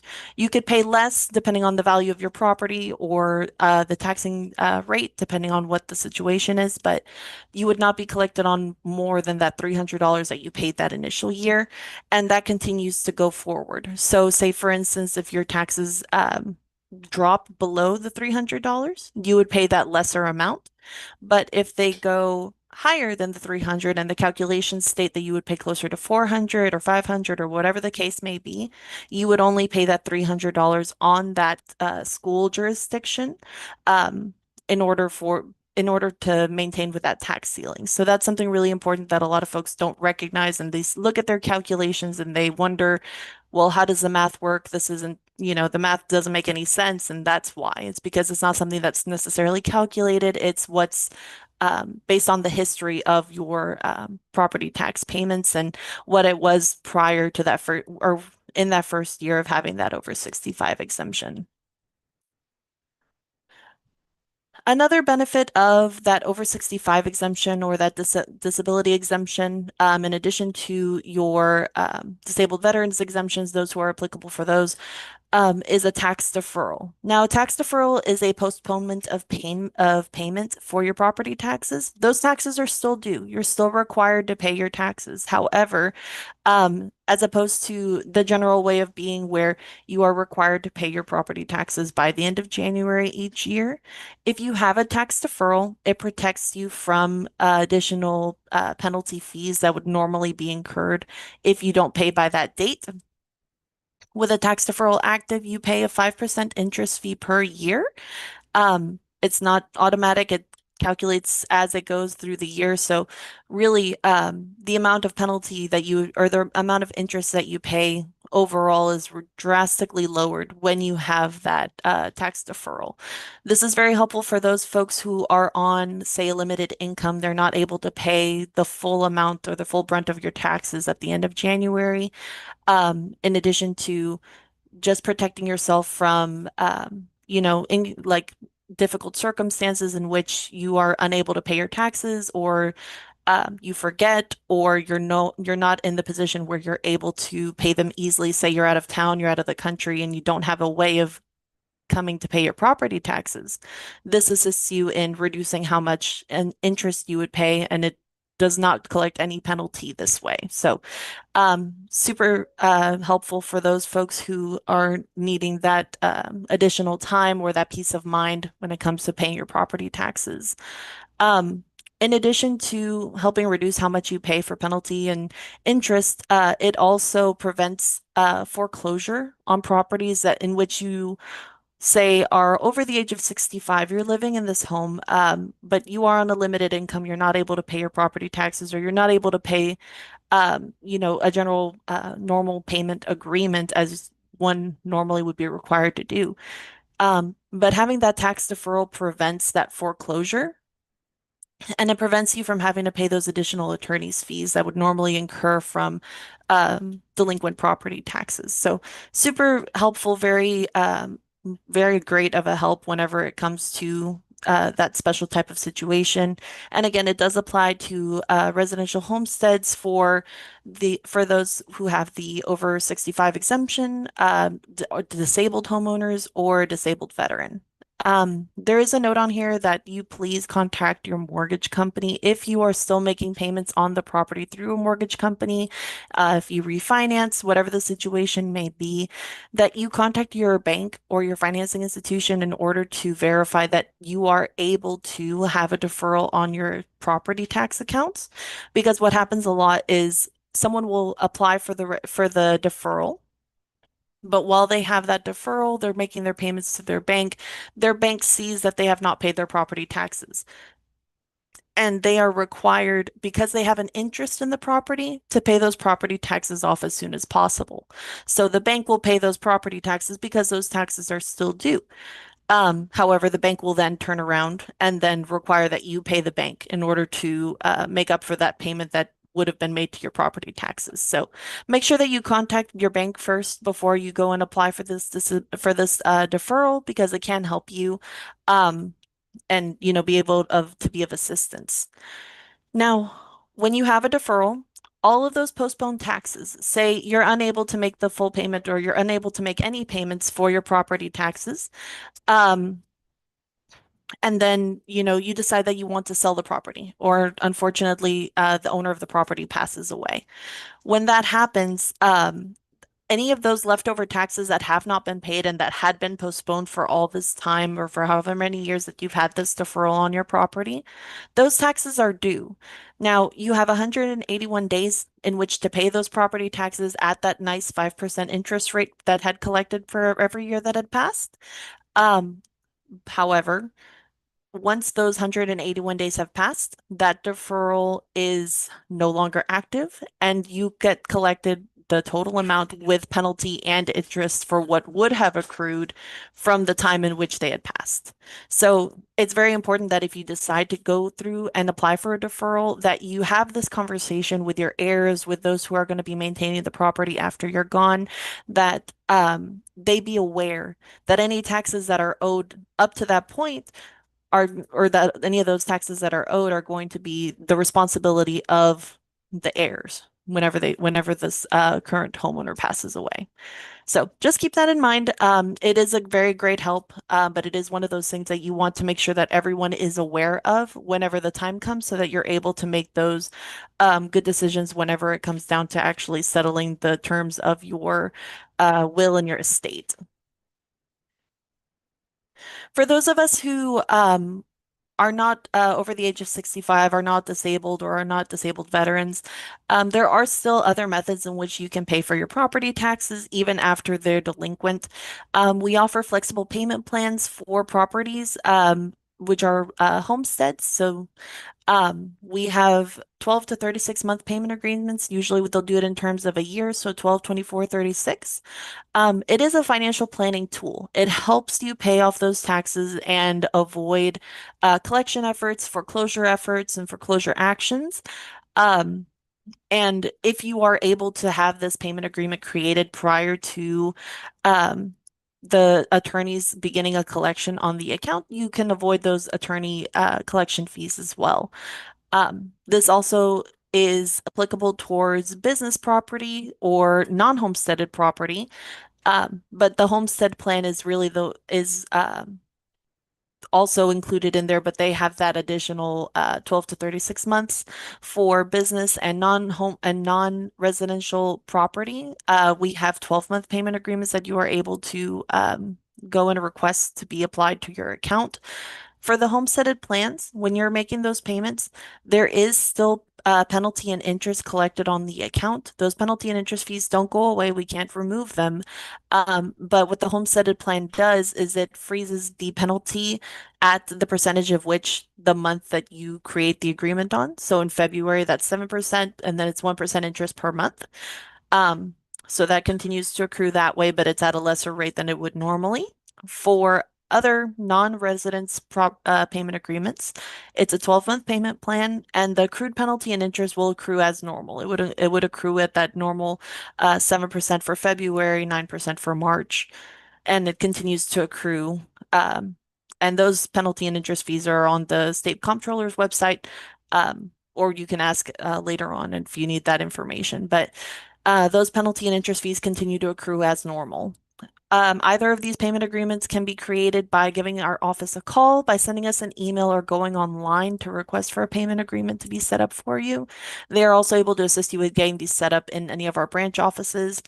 And these payment agreements are set to where you would have to pay prior to the end of each month. So whether that's at the beginning of the month or at the end of each month, that is when those payments are due, is before the end of that month. Let's see. So another option that is available towards our over 65 folks, if you are not comfortable with the idea of having a deferral and then your taxes being due at a later time, we don't have just the regular payment agreement available to you. If you prefer to have that method, you are more than welcome to do so. But there's another option for our over 65, our disabled homeowners, and disabled veterans along with their surviving spouses, which is called a quarterly payment plan. And what that does is it separates your total amount due for property taxes into 4 equal amounts. And those 4 equal amounts would be due once at the end of January, once at the end of March, once at the end of May, and once at the end of July. And you do not get collected on penalty or interest for those accounts. There's no penalty or interest if you are paying these timely by the end of each of those months. And you're able to do so just by contacting our office and requesting that your account be set up for that quarterly payment if you have those exemptions on your account. So you do have to contact us first. It has to be approved, and we have to give you verification that it's been set up for you.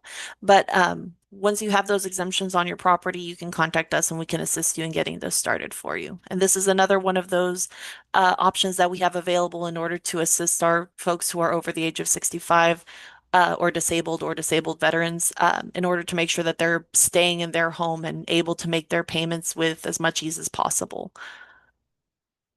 We do have quite a few options for payment. I know that the end of the year is coming a lot quicker than any of us really anticipate. So whenever those tax bills become due, as soon as you get that bill in the mail, you're able to make that payment. You can go online to our website in order to make that payment online. You can mail in a check. You can come into our office in any of our branch offices to pay in person, or if you'd prefer to pay to us by phone, we do have a phone number here that you can contact, and it'll be an automated system that takes your payment. None of our representatives are able to take payment over the phone, so just so you know, whenever you call the general number, they will not be able to take a payment from you.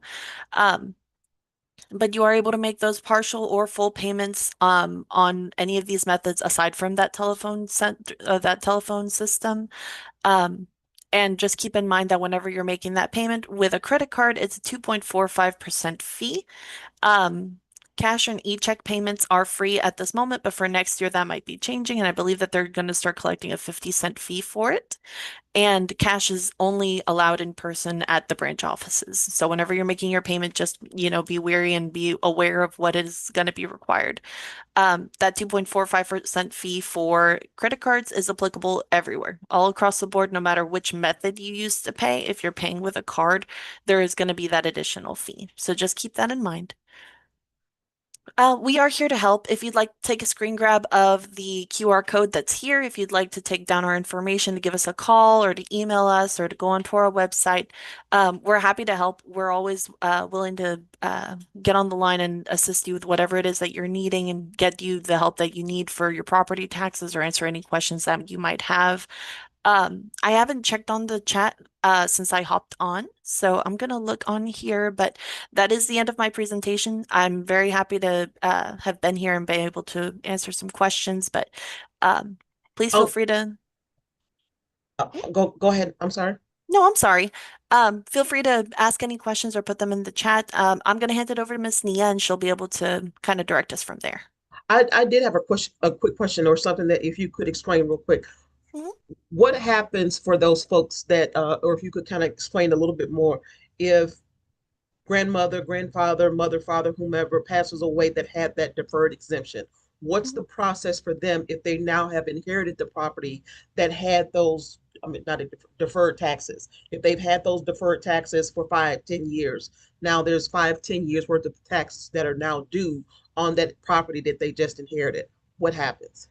So, so whenever property taxes are deferred, it is a postponement of taxes that is applicable for as long as that person lives in the property. After that person is no longer living in the property, and if they've passed away or if they've decided to move, those taxes in that situation are due.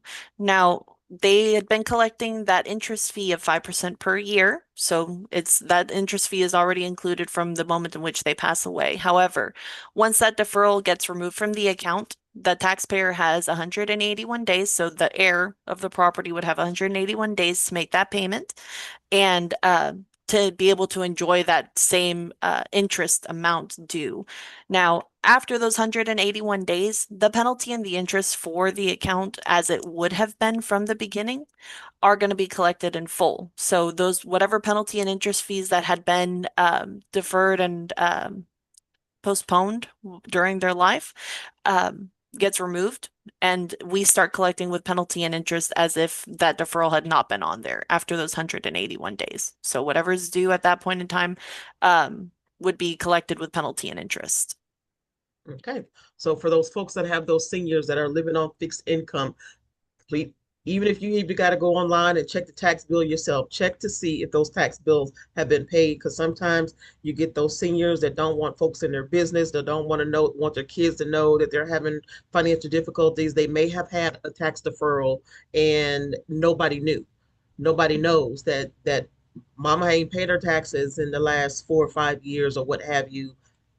Now that means that all the kids or whomever is not going to be responsible for those taxes within 6 months of the passing if if that bill has not been paid. So have that conversation with your seniors and your senior relatives to find out, just to be on the safe side, you know, And bring it it up. really it really does have a lot of benefits to it. The deferral process is one that's intended to help. Mhm. But really the best way that you can help yourselves while helping yourself is to ensure that everyone who is going to inherit that property is aware of what comes after. So best way to be able to help yourselves is to make sure that everyone stays informed and is aware of what's happening. If you have to start telling them now, hey, I'm on a deferral, the taxes are postponed, but this is how much is owed. You can start paying on it now. You don't have to wait until your loved one passes away in order to start doing that. But it is a conversation that, while difficult, is necessary. So it's one of those things that we do recommend. Um, you know, it does help a lot of folks when it comes to property taxes, and some folks just want to stay in their homes and enjoy their homes while they can. Um, but it is one of those situations in which, in order to help those who are inheriting that property, that you make sure that everyone is aware of what is going to happen afterwards. That Yeah. way, you can still maintain that benefit of not having to worry about your property being foreclosed on because you're on a fixed income, but also not having to, put that additional strain on them later of not knowing and then having to go back and do it again. And then too, we've even had some instances in the past too where we've had folks that have signed up for a deferral thinking that they're applying for an exemption and that they didn't know the difference. So sometimes people may, think, oh, I'm exempt from property taxes or I don't have to pay and I've already, taken care of that or whatever. when in actuality they may have gotten a deferral, not knowing that they, you know, didn't apply for that they've gotten taxes deferred versus the exemption. So just verify. Yeah, just verify, but also keep in mind, the tax bill will state a value. So whenever you receive your tax bill at the end of the year, that tax bill is still going to say, even if you are deferred, it is going to have a little note in the section there where it would have your exemptions. It's going to say that your taxes are deferred. But in addition to that, it's still going to have the value of how much you're paying in your taxes. But if you see that your taxes owed, as in the amount that you owe for your property taxes, is zero, that's when you know that it's an exemption. So the exemptions are shown and calculated, and on your bill, it shows you what the calculations are with your exemptions. But if it's just deferred and you're over the age of 65 and you still see an amount on there, that amount is still due. So in order for you to kind of just help yourselves, if you are wondering or if you're unsure, please feel free to give us a call. But just for your own information, whenever you're looking at your bill, if that bill says a zero amount, your deferral will never cause your bill to be zero. Your exemptions will reduce your value to where you might not pay any taxes, but your deferral does not change the value of how much you would pay in taxes. The only thing it does is affects how much interest you would pay on it. Okay. I'm going to go to the questions that were emailed to me first before I get to the questions that were in the chat. I don't have any that are in the comment section on our social media pages. But if there's some other questions that actually also pop up, you guys are still more than welcome to continue to type them in the chat or raise your hand and unmute yourself, and then we can get to those. Ms. Lisa, this will probably be more for you. What do you do when family refuses to vacate a house that has been willed to you and the probate has been completed? You're going to need to evict them, and it's a little bit more complicated. This is more an eviction question than a probate question. What I would recommend is apply to Earl Carl and see if they can help you out, or Lone Star Legal Aid or Houston Volunteer Lawyers. If they do not accept you, call Houston Lawyer Referral Service and say you need a real estate attorney with experience in eviction. We actually have our eviction presentation that's scheduled for Tuesday, the 19th. So for the person that answered that question, an attorney will be on Tuesday to review our eviction. And I didn't realize that more. I didn't think eviction when I asked that question, but there will be an attorney on Tuesday that can address that for you. It is eviction. It's not as straightforward. For example, regular evictions, you don't have to be an attorney.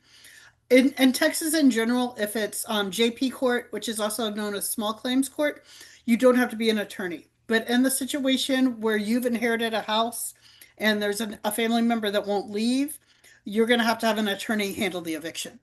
Because the procedure is a little bit more complicated. Okay. All right. Other question here. You went over affidavit. Can you explain affidavit of heirship one more time? Because there was that question that was in here about the grandchild inherited a property without a will. Is an affidavit of heirship needed, or do you need an attorney for it? If the grandchild is the one and only heir, you could do an affidavit of heirship. How affidavit of heirship differs from the other processes is affidavit of heirship gives the property to every single living family member in that generation. So as an example, I had a case where the whole family had agreed that the three youngest siblings would inherit the house.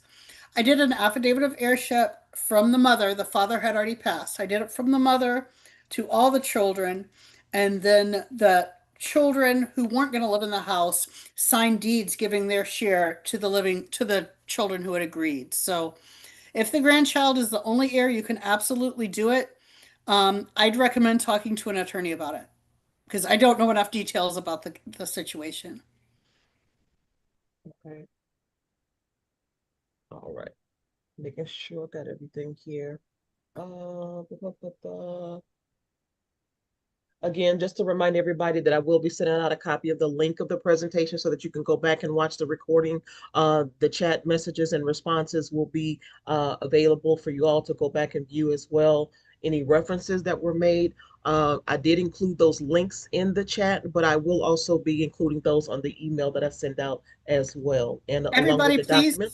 Yeah, please keep an eye out for the email because I don't think y'all realize what a great job Nia does. It's not just the recording, it's a link to every document that we've discussed during this. So it's really helpful. Okay. And please I share it. did put the number for legal lines in here. Let me see. What if my dad added me and two other assets and forgot to add me to the 401k? Can you complete an affidavit of heirship for that? Oh, thank you so much for bringing that up. I saw that in the chat, and that's a great question. Affidavit of heirship is only for real property, only for a house, only for real estate. For financial accounts, there is a possibility that you can do a small estate affidavit. You do not want to do it without asking whoever administers that 401k if they will accept it, because there are some financial institutions that will only take an executor of an estate or a administrator of an estate. So if they'll let you do the small estate, that's the cheapest way to do it, but don't do that without confirming with them. Can you explain what a quit claim deed is and if it's valid or not? With I would like to refer them to that fabulous presentation you had a few months ago. A quit claim deed is not a good idea. At Texas Law Help, we have a lot of forms. One thing we absolutely do not and will never have is deeds because it is so easy to mess up a deed and then people don't own what they should be owning. Quit claim deed does not transfer that much of the property interest, so please don't use it. And neither does paying property taxes that are back that are owed for a property. I don't care how many workshops or how many lunches these people are promising you on social media, telling you to come in and let me, give you lunch and tell you how you can get these properties in Texas. That That does is not not work. how that works. That is not how that works. Shay, will you please give an explanation of that? So for as long as I can remember, people believe that whenever you pay the property taxes on a property that is delinquent, that paying those property taxes makes you the owner of that property. Whether it's your grandmother's property who's passed away and you've been paying the property taxes like right on time every year, no issues. A lot of folks get the impression that because you're paying the property taxes, that that property belongs to you or that you have some kind of a claim on that property. That is not the case. When you're paying property taxes, all tax payments are voluntary payments. It is not an assignation of ownership. It does not help you in supporting a claim of ownership. It has absolutely nothing to do with that. Property taxes are property taxes on their own. They're owed to the property by the owners. That is true. But if you pay for property taxes that are not yours, then there truly is not much of a difference between just paying property taxes on behalf of somebody else. You're going to possibly directly influence their having trouble to pay their property taxes later on, because if someone else tries to pay their property taxes that they should be, it might cause some strife for them, but it's truly not going to make any difference as far as ownership or who that owner of the property is. So. Mhm. I want to And add something to that. I'm so glad that you asked Shay about this because this is an ongoing issue. Um, I have had clients that thought if they put their name on the property tax account for the house, that meant they own the house. As she is shaking her head, that is absolutely not true. Property taxes have nothing to do with whether you own that property or not. Mhm. Um, the same goes for home ownership. HOA dues. I had a client once who her father had passed, so she started paying his HOA dues. Because she did not legally own that house, the HOA said, "Thank you very much. That's a gift." She didn't get the money back. She was out that money. So Oh, fantastic. yeah, it was a I'm big sure she gift. was very, very ecstatic about that. She was thrilled. Yeah. yeah. So yeah, Um, don't let I'm sure there are people all over town with their luncheons and their free seminars telling you you can do that. Do not ever think that. Paying property taxes, paying HOA dues doesn't mean you own the house.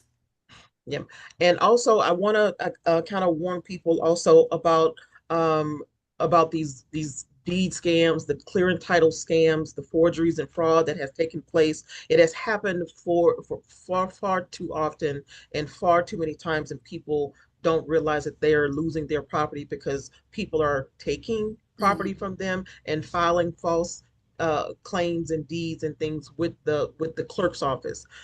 It just so happened that one of we had a presentation a few months ago with an attorney that deals with fraudulent scam or title scams and things of that nature, and that said that someone went to pay their property taxes, and the property tax office told them that their bill had been paid, and they were like, "Wait a minute, we didn't pay our taxes yet.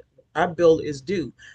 They looked to find out that somebody else had paid it in a forged sale that had gone through, and another claim and a deed had been filed saying that the ownership had been switched and transferred. Luckily, they caught it in time because they contacted the title company that paid the tax bill, and the title company was able to stop it, and it stopped the process and track where they wired money to and things of that nature to catch that person. However, many times that does not get caught. So please make sure that you pay attention to those tax bills, that you kind of look at your deed, at least, look up your property records and look at your deed at least once a year to make sure that there isn't any kind of fraudulent claims or anything like that that have been filed against your property, and that your property is actually still in your name. Because unfortunately, it is happening a whole lot easier and a lot more frequently than people realize. So do keep that in mind. It's one of those negative effects of making everything so convenient. You can do everything online these days almost, and because it's easy to do, it just makes it more accessible to everyone, those who are intending to do good and those who are intending to do bad. But it Yeah. is one So of those things where even if you just have to dedicate like a couple of days towards the end of the year where you're just like, all right, I'm going to pay my taxes, I'm going to check on my deed, I'm going to go and make sure that my exemptions are still in place and just roll on, you know? yeah. But it is one of those things, just dedicate a day to it. Just we're right next door to each other in a lot of our branch offices because downtown has one, Scarsdale has one. I believe there's over one in Bel Air area that they are also like directly next to the county clerk's office, like next door neighbors. And if you want to just go and get a really quick records check, you're more than welcome to do that. But Mhm. just make sure that you're dedicating a good bit of time to ensuring that your property is in good standing for not just taxes, but Indeed. everything. Indeed. If an owner's home is in a living trust, is a property still available for the over 65 exemption if the owners are eligible? I'll start there, and Shay probably has something to add. I am coming across people more and more that get trusts on the internet because they hear all these talk shows about how great a trust is. And so they go online and they can get a trust for a couple $100, which if you get a trust at a law firm, it's going to be Thousands. many thousands. Yeah. Um, if you get a trust that's online, it is worth nothing. You just threw away those few $100 because it you can still get your over 65 exemption if you transfer the property to a living trust, but it is complicated. The deed and the trust have to be worded very specifically. I used to work at attorneys' offices where part of what we did was transfer property to trust. The deeding the house from yourself to your trust has to have very specific magic language that will explain that you could still be eligible for those exemptions. Otherwise, And you won't get them. and we get those questions quite a bit here at HCAT, and you can contact us. There are some specific things that you have to do, but you can do it. It Yeah. can be done, but But it be needs to be careful. done specifically. Yeah. I literally just on Tuesday had a lady that called our office right before our no, last Thursday, right before our estate planning presentation, that said that she has a friend who went online and got the forms. So she used her form to do her trust. So she wanted to make sure that she's still going to get her exemptions. Oh, let's see. I think you passed me whatever you had, Miss Oh Lisa. no, don't. I've given Okay. this to everybody. I You can started keep it. it to yourselves, ladies. Excuse Thank me. you. I But yeah, apologize. I started the coughing. but I'm like, yeah, you one, you got to make sure that it's not a revocable trust that you file. Hmm. Because can you explain what revocable trust is? Irrevocable. This is a very basic explanation. It's a lot more complicated than this, but basically, revocable means you can change it. Irrevocable means you cannot. So, revocable trust It's probably the most common. Like you'll hear about a living trust. That's where and if you transfer your property to this trust, but you still maintain control over the trust, so you can change it. Irrevocable trust means once it's put in that trust, it is set in stone. There is one good reason. There's probably more than one, but a good reason to have an irrevocable trust is if you need to qualify for Medicaid benefits. So there are people that will go to an elder law attorney while they're still in good health, transfer their property to an irrevocable trust. That way they can legally get on Medicaid.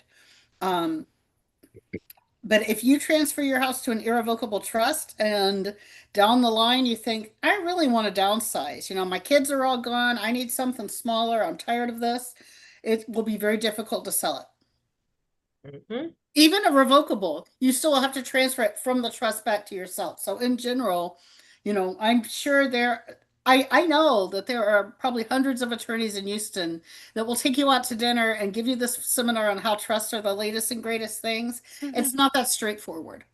And I've probably now made every elder law attorney in Houston not like me. I apologize.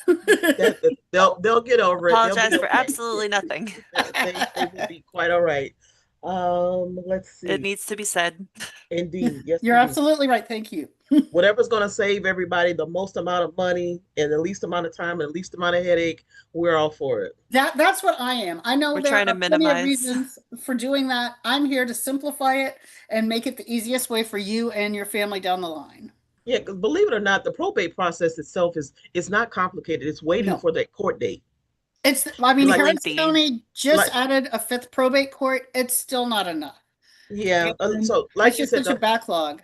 The whole Harris County is process just- itself, you're literally in court all of 5 minutes just to say, hey, you presented these documents. Is this accurate? This true? Yep. Okay. Boom. There you go. You're done. And that's it. You get your letters. Yeah. It's the not process easy. isn't long or difficult. It's just tedious because it takes so long to get to the point in which you can do something about it.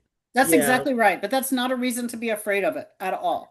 And I was at an event for United Way this morning, and there was all these different resource and organizations and things out there. There are so many different grief services and grief counseling for kids, for parents that have lost their children, for children that have lost their parents, and older people, younger people, disabled, everything. There's all kinds of services that are out there. There's a few of those resources that I'm going to also include on there when I send out the email, because the people sometimes, they really don't realize, as you were mentioning, all the work that's involved with this, but it is mentally taxing. Yes. I have to deal with this kind of a process, and you're not prepared as much as you may think that you are prepared for it. But when you're in the middle of that, it is a very mentally taxing thing to have to deal with, trying to grieve, trying to handle someone's financial affairs, making sure things don't get lost and in foreclosure and in taxes and insurances, and just making sure people aren't taking things from the house and stealing out of bank accounts. And it's a lot. Or even just having to remove people's property. What do you do with their clothes, their furniture, their stuff? It's mentally draining to have to deal with that stuff, and you don't want to have to. You just don't. It's some stuff that you really just don't want to deal with if you don't have to. So the biggest gift that you guys can give to your family members is to try to take care of as much of this stuff as you possibly can, well enough in advance, so at least that's one less thing that they really have to worry about in the event of somebody's passing, because you don't really want to have to deal with that. Clarification question for you, Miss Lisa. To be clear, I did not inherit the land as a grandchild. I'm currently educating my family on why we need to file an affidavit of heirship. The land was inherited by 12 kids. My mother is one of 12. Is there legally anything that can help, or are hands tied? Let them watch this video or any of the other videos we have about clearing title. I appreciate what you're doing, and I'm really glad that you're explaining that to your family. An affidavit of heirship is the best thing that they can do in order to make sure that the property stays within the current generation of living heirs. And that's Um, assuming she's one of 12 that are still alive, because if one yes, has passed and then they have children, now you have to deal with their children or their children's children and so The on and heirs so of forth. heirs. The heirs And- of heirs. and Yes. the other thing I would say, Mr. Ricky, is to call the Earl of Carl Institute. They are fabulous. They are a great help if the property is located in Harris or an adjoining county. Um, Otherwise, send them to this presentation. But they all Legally, have to agree. yeah, they all have to agree. Legally, um, you want to be careful because you don't want to cross the line into practicing law without a license, but you're doing a great job. Um, okay, there was a question in the chat. If you want to unmute yourself, you can. Just don't give your name or your information. Because I'm not going to say who you are, since you wanted to try to protect your privacy. I'm going to respond to her. Okay, I'm sorry. Go Oh, ahead. go ahead. I'm sorry. I Hi. Hi. Thank you for your question. Yes, do you want to go ahead and finish what you were gonna say? I personally do not represent clients. We're basically a statewide clearinghouse to help people with legal information and advice. You are welcome to come to texaslawhelp.org Monday through Thursday, 10 to 2, and you can speak to an attorney. We can only give legal advice to people who are very low. It's 125% of the federal poverty limit, but we can give legal information to anybody who lives in Texas. So you're very welcome to do that. You're welcome to email me. I'm just limited in the information I can give you, but I can give you general assistance. So I Okay. am copied on the email that Nia sends out. My name is Lisa Nelson, and I'll put my email one more time in the chat in response to your question. Okay. Unless you wanted to ask. I I'm mean, if you want to try to ask a general question, you can try it. You've got me now too. okay, I'm gonna try to ask it generally. Um, the property that I inherited, well, I'm thinking I inherited, was actually my mom's.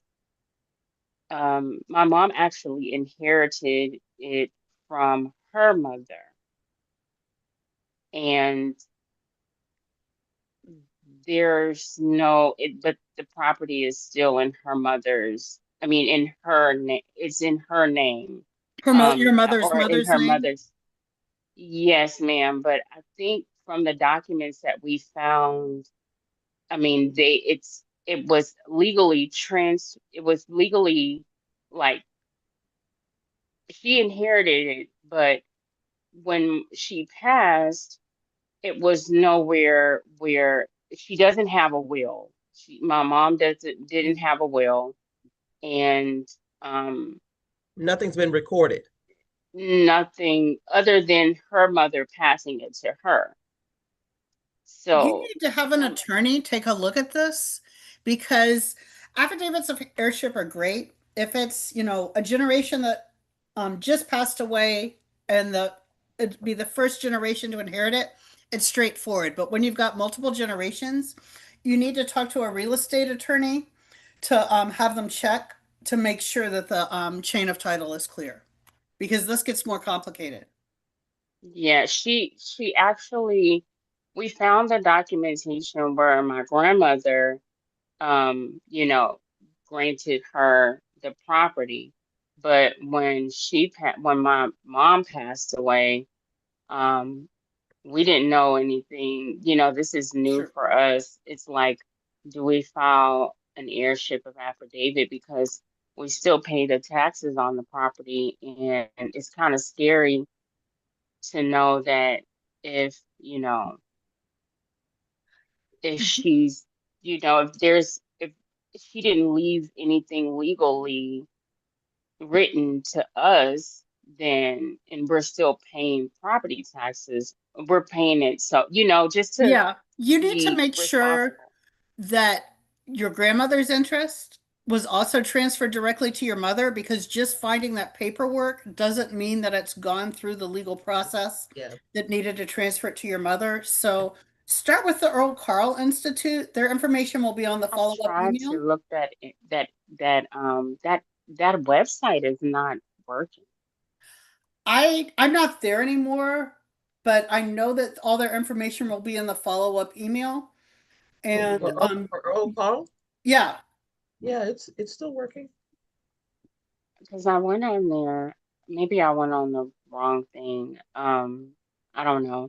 But I remember going on there and I'm wasn't really seeing much information or who to contact, but I'll go back on there. yeah, Maybe you it was just just need to like put in an maintenance or application with something. them, because you really need to have an attorney look through and make sure that going back, that property had been handled. Because just because there's wills, just because there's, whatever kind of paperwork, it doesn't mean that that's gone through the legal process. So, Okay. Yeah, we just found start the with the Earl Carl, and if not there, call Houston Lawyer Referral Service, mhm. and they actually have people that are willing, they have attorneys that are willing to charge a lower rate than what normally would be charged. Okay, because we found my grandmother's will and we saw where she willed the property over to my mom. But you don't know if that will was probated.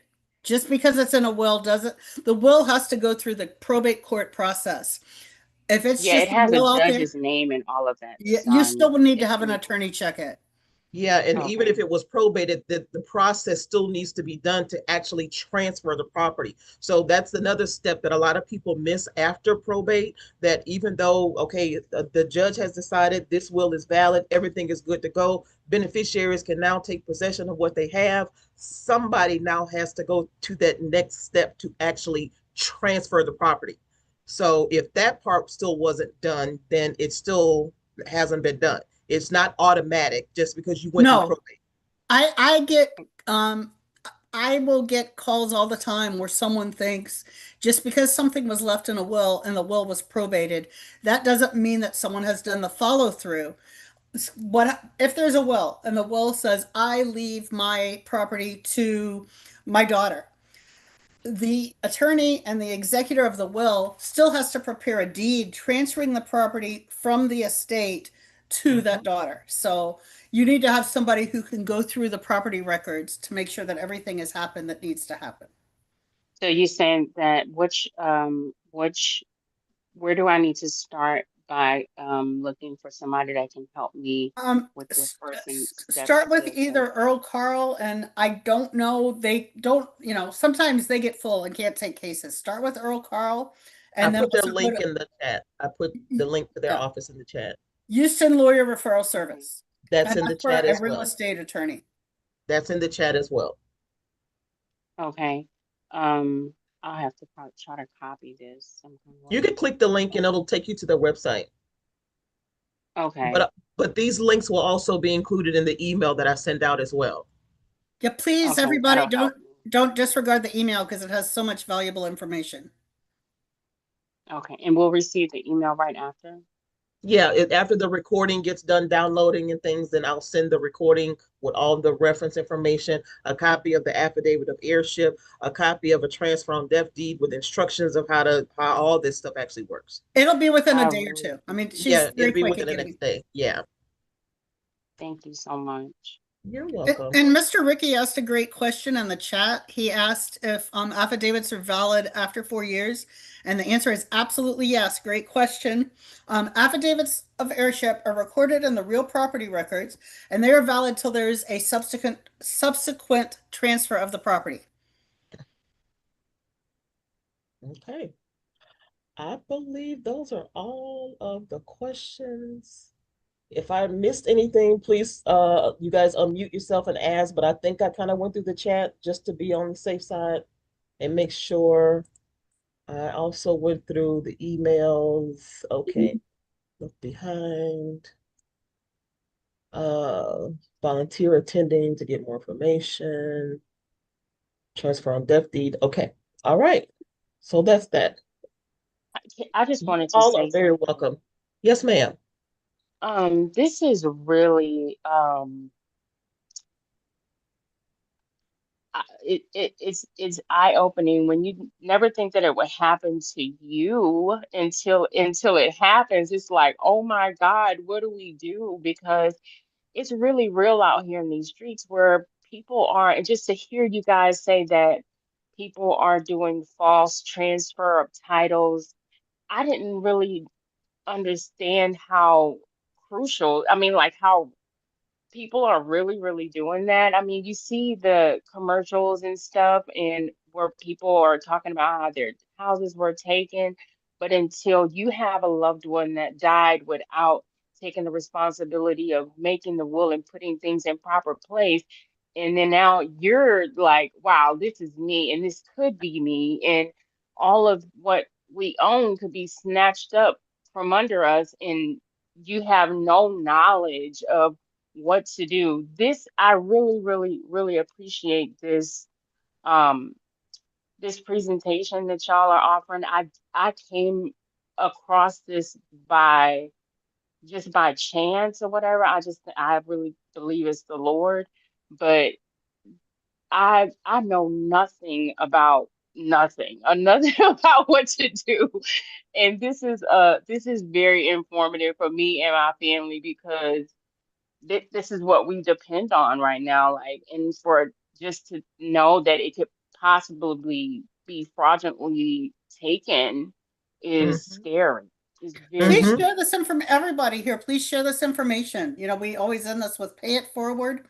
Forward this email, you know, let people know, you know, about all of our programs that we have because we're here for the community.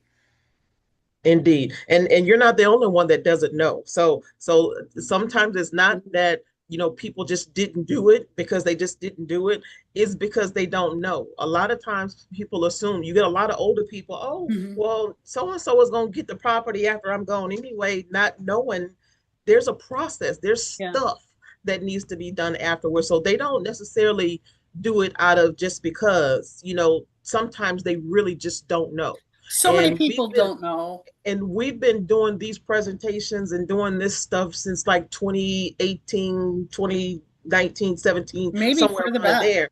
And we do this every single month and have been doing it for the last 6, 7 years because people still don't know. There's so many people out there, even as many times as we've done it, as many other people that are out there giving these kinds of presentations, there are still so many people that just don't know. Just And you don't don't know. know what you don't know. I mean, And you it's really, don't know what you and don't know. we are starting to get back out in the community again. And I was at one of the great community centers here in Houston, and I got in an argument with someone who told me, well, they left it to me in the will. That's it. It was willed to me. And no, you have to go through all that legal process. And a lot of the information that we share is to try to, like we said, to try to save you as much money as possible. Whatever attorneys don't Mhm. really like it or what have you, you know, what have you. But the first part of the presentation that we do on the first Thursday, and I'll include that recording as well for you guys to go back and see. It is wills and estate planning. Why do you need it? Because so many people still have those questions. Oh, my husband's going to get the property. Why do I need to get a will? Or we're married and we bought the property together. Why do I need a will? Or my kids are going to get the property or get my bank accounts or whatever. Or I don't have Oh, anything. Why do I need a will? Watch that presentation because we actually go through those steps of what it is that makes up an estate plan. Because a lot of times people hear estate plan and they think estate. They think Big, multi-millions of dollars and things, luxurious. but yeah. it's what you own, it's what you have, it's access to those bank accounts, it's what happens to your children, where's the guardianship, who has the power of attorney. I tell people if COVID didn't teach anybody anything, it's the fact that anything can happen at any time, regardless of your age, regardless of your race, regardless of your creed, regardless of your nationality, regardless of anything. Things can happen at any time and something needs to be put in place. It should just trigger you to start thinking about, mm, I'm single parent. What happens to my children? Who's The going to big watch over picture. them? Who's going to get access to my bank accounts to pay my mortgage so that so that my family will have somewhere to live? Who does that type of thing for you? Who's going to make decisions about my body if I become incapacitated or get into a car accident tomorrow? Who makes those decisions for you? Who handles your bills, your affairs? It's that kind of stuff. Folks just don't like talking about it for, No, for some reason. They just don't like having the conversations. So it's a matter of just trying to get people to kind of change that mindset. I need to do something, put something in place. At least we've had so many people that have attended we've done periodic transfer on deaf deed clinics, we're trying to secure financings for us to continue to do more throughout the year. But at those clinics, we have had so many people to say, thank you so much for giving me peace of mind. Forget the family, but at least me, I got my peace of mind knowing that I did what I'm supposed to, and that my kids are not going to have to worry about doing this when something happens to me. It's not if, when something happens to me, at least I know the house that I've worked for all these years is going to get passed on. At least they know the savings that I've got, my insurance, my whatever is going to go to who it is that I intend for it to go to, as opposed to it being up there in the cloud somewhere. Because technically, that's what's going to happen. You got an iPhone. There's a lot of iPhone people on here because I see you in the participant list. The iPhone users, your stuff is just kind of up there in the cloud. That's the same thing that happens with your property and your assets. It's just kind of in the cloud somewhere until somebody does something with it, because it just doesn't happen automatically. So we're hoping that these presentations to get the conversation started, at least to have you sit around Sunday dinner, you sitting there with Big Mama and them, the barbecue coming up. Hey, Uncle Pete, did you hear about so and so blah blah died the other day, and didn't the kids are up in arms, and now y'all can open up the door to have a conversation. You know what I mean? At least and somebody can please start talking about it. don't Please. ever think, I can't tell you how many times my kids all get along. We're not going to have a problem. If you don't know how people are going to grieve, you don't know how people are going to do with their, dealing with their loss. You want to have everything done absolutely set in stone with your transfer and death deed, with your will, because you don't know how your kids are going to fight. And, I hate to say that, but it's true. I mean, I can tell you where people will fight over absolutely nothing. Shoes and earrings, because we've had those too. We've heard those stories too. They fight over shoes, earrings, and the sheets that the parents died on. They're still Yeah, fighting my over it. favorite story, I think, is that somebody who fought in court because they wanted the sheets that their parents died The in. parents that died. Yeah. And I do apologize. We are 30 minutes over, and I'm surprised that these 30 people are still hanging in there and watching us. I appreciate that, but we do want to be mindful of you guys' time. There was one last question that was in the chat. It says do you have to do probate before filing an heirship affidavit? No, if you're filing an affidavit of heirship, you do not have to go through probate. Okay. Affidavit of heirship avoids probate. It is, it's a little bit more complicated than that, but no, if you're just trying to transfer a house, you don't have to go through probate. You can do an affidavit of heirship. So there's potentially ways that somebody could avoid probate by doing affidavit of heirship and payable on death, or transfer on death You deed. don't, the affidavit of heirship is kind of a your Last last minute. chance. Please, please, please do a transfer on death deed, because the affidavit of heirship is more complicated. With the transfer on death deed, you can state absolutely who should inherit your house. And did you talk about transfer on death deed really quick, just to I tell so did. people know what it Transfer is? on Okay. death deed is the deed that you state who you want to inherit your house after you pass. You own that house 100% until you pass away. Okay. Ms. Cheryl, thank you for your testimonial. She says the estate planning presentation was a true eye opener, very easy to understand and to execute. Yeah, don't just take my word. Please go to our other presentations, because everybody who's part of AMOS is absolutely fabulous. It's an honor to be part of it. All right. So again, if there's more information that you guys need or need a little bit more clarity, please feel free to come back to our presentation next month. This particular one is the second Thursday of each month. The wills and estate planning session, that's kind of divided into two. The first part is the why do you need it? And then the second part is how to draft your own will and transfer on death deed. So she kind of goes over those documents, but she goes into a little bit more detail about how to draft or how to create your own will, and then what it takes to actually draft or to fill out that form for a transfer on death deed. So she explains all of that in those two particular sessions. But there's a variety of different workshops that we do offer each month. And I'm going to send out that calendar along with, again, the recording, the links for all the different resources, the various websites, any forms that were discussed here today, those will also be included. Transfer of motor vehicle will also be included in that, along with a copy of the transfer on death deed for you guys as well, and the affidavit of heirship. Wholeheartedly appreciate you all. I'm a videographer and graphic designer in North Texas. There's anything I can do, you can. I'm gonna call you Mr. Williams because yeah, we need Be careful what you offer to do we for us. hey, Honestly. look, we are a nonprofit organization, so we take our help wherever we can get it at any time. And videography and graphic services is something that we definitely need because we're all hands on. This Zoom stuff here, yeah, we're learning this as we go too. So don't We're think not doing too bad. we're not doing Don't too bad. We're not doing too bad at all. But thank y'all very much for joining. Thank y'all for sticking around. We appreciate you.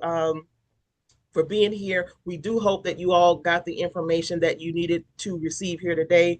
There will be a quick link that pops up on your screen asking about a survey, asking how we did, the information that was covered. If there is any information that you guys would like to share with us as far as how this information helped you, please share that with us. If it was, beneficial to you, please let us know that. If there are any presentations that we don't currently offer, if there's something that's pertinent that's going on in your neighborhood or your community that's impacting you guys and you want more information about, let us know that as well, because we're trying to schedule out the remaining of our sessions for fall. And we want to know, based on your feedback, what you give us is what we provide to you guys. So do we need to re-register? Yes, you will need to register for each presentation that you do. For the wills and estate planning, I'm going to send you the link for that, so you don't, because that one's already recorded. So I'm going to send you the link for that. You can just go back and watch it, or you can also go to our YouTube channel and see the various workshops that we've had in the past as well. But that link for our YouTube channel, follow us, just subscribe to our channel, all that kinds of stuff. You'll get the notification when we upload new videos there as well. So thank y'all very much. Y'all all have a wonderful day. Take care of yourselves and stay safe. And we hope to see y'all again soon. Thank you so much, Shay. Miss Mabel is gone already, I believe. Miss Lisa, thank y'all so much for volunteering your time to be here this afternoon to provide this information to the community. So thank you very much. Thank happy you, to do it, Miss everybody. Nia. Thank you, everyone. Have a good day. All Thank you, right. Y'all everyone. have a Goodbye. wonderful day. Okay. All right. Thank you. Thank you. Thank you. That was great. It was. Let me stop the recording here.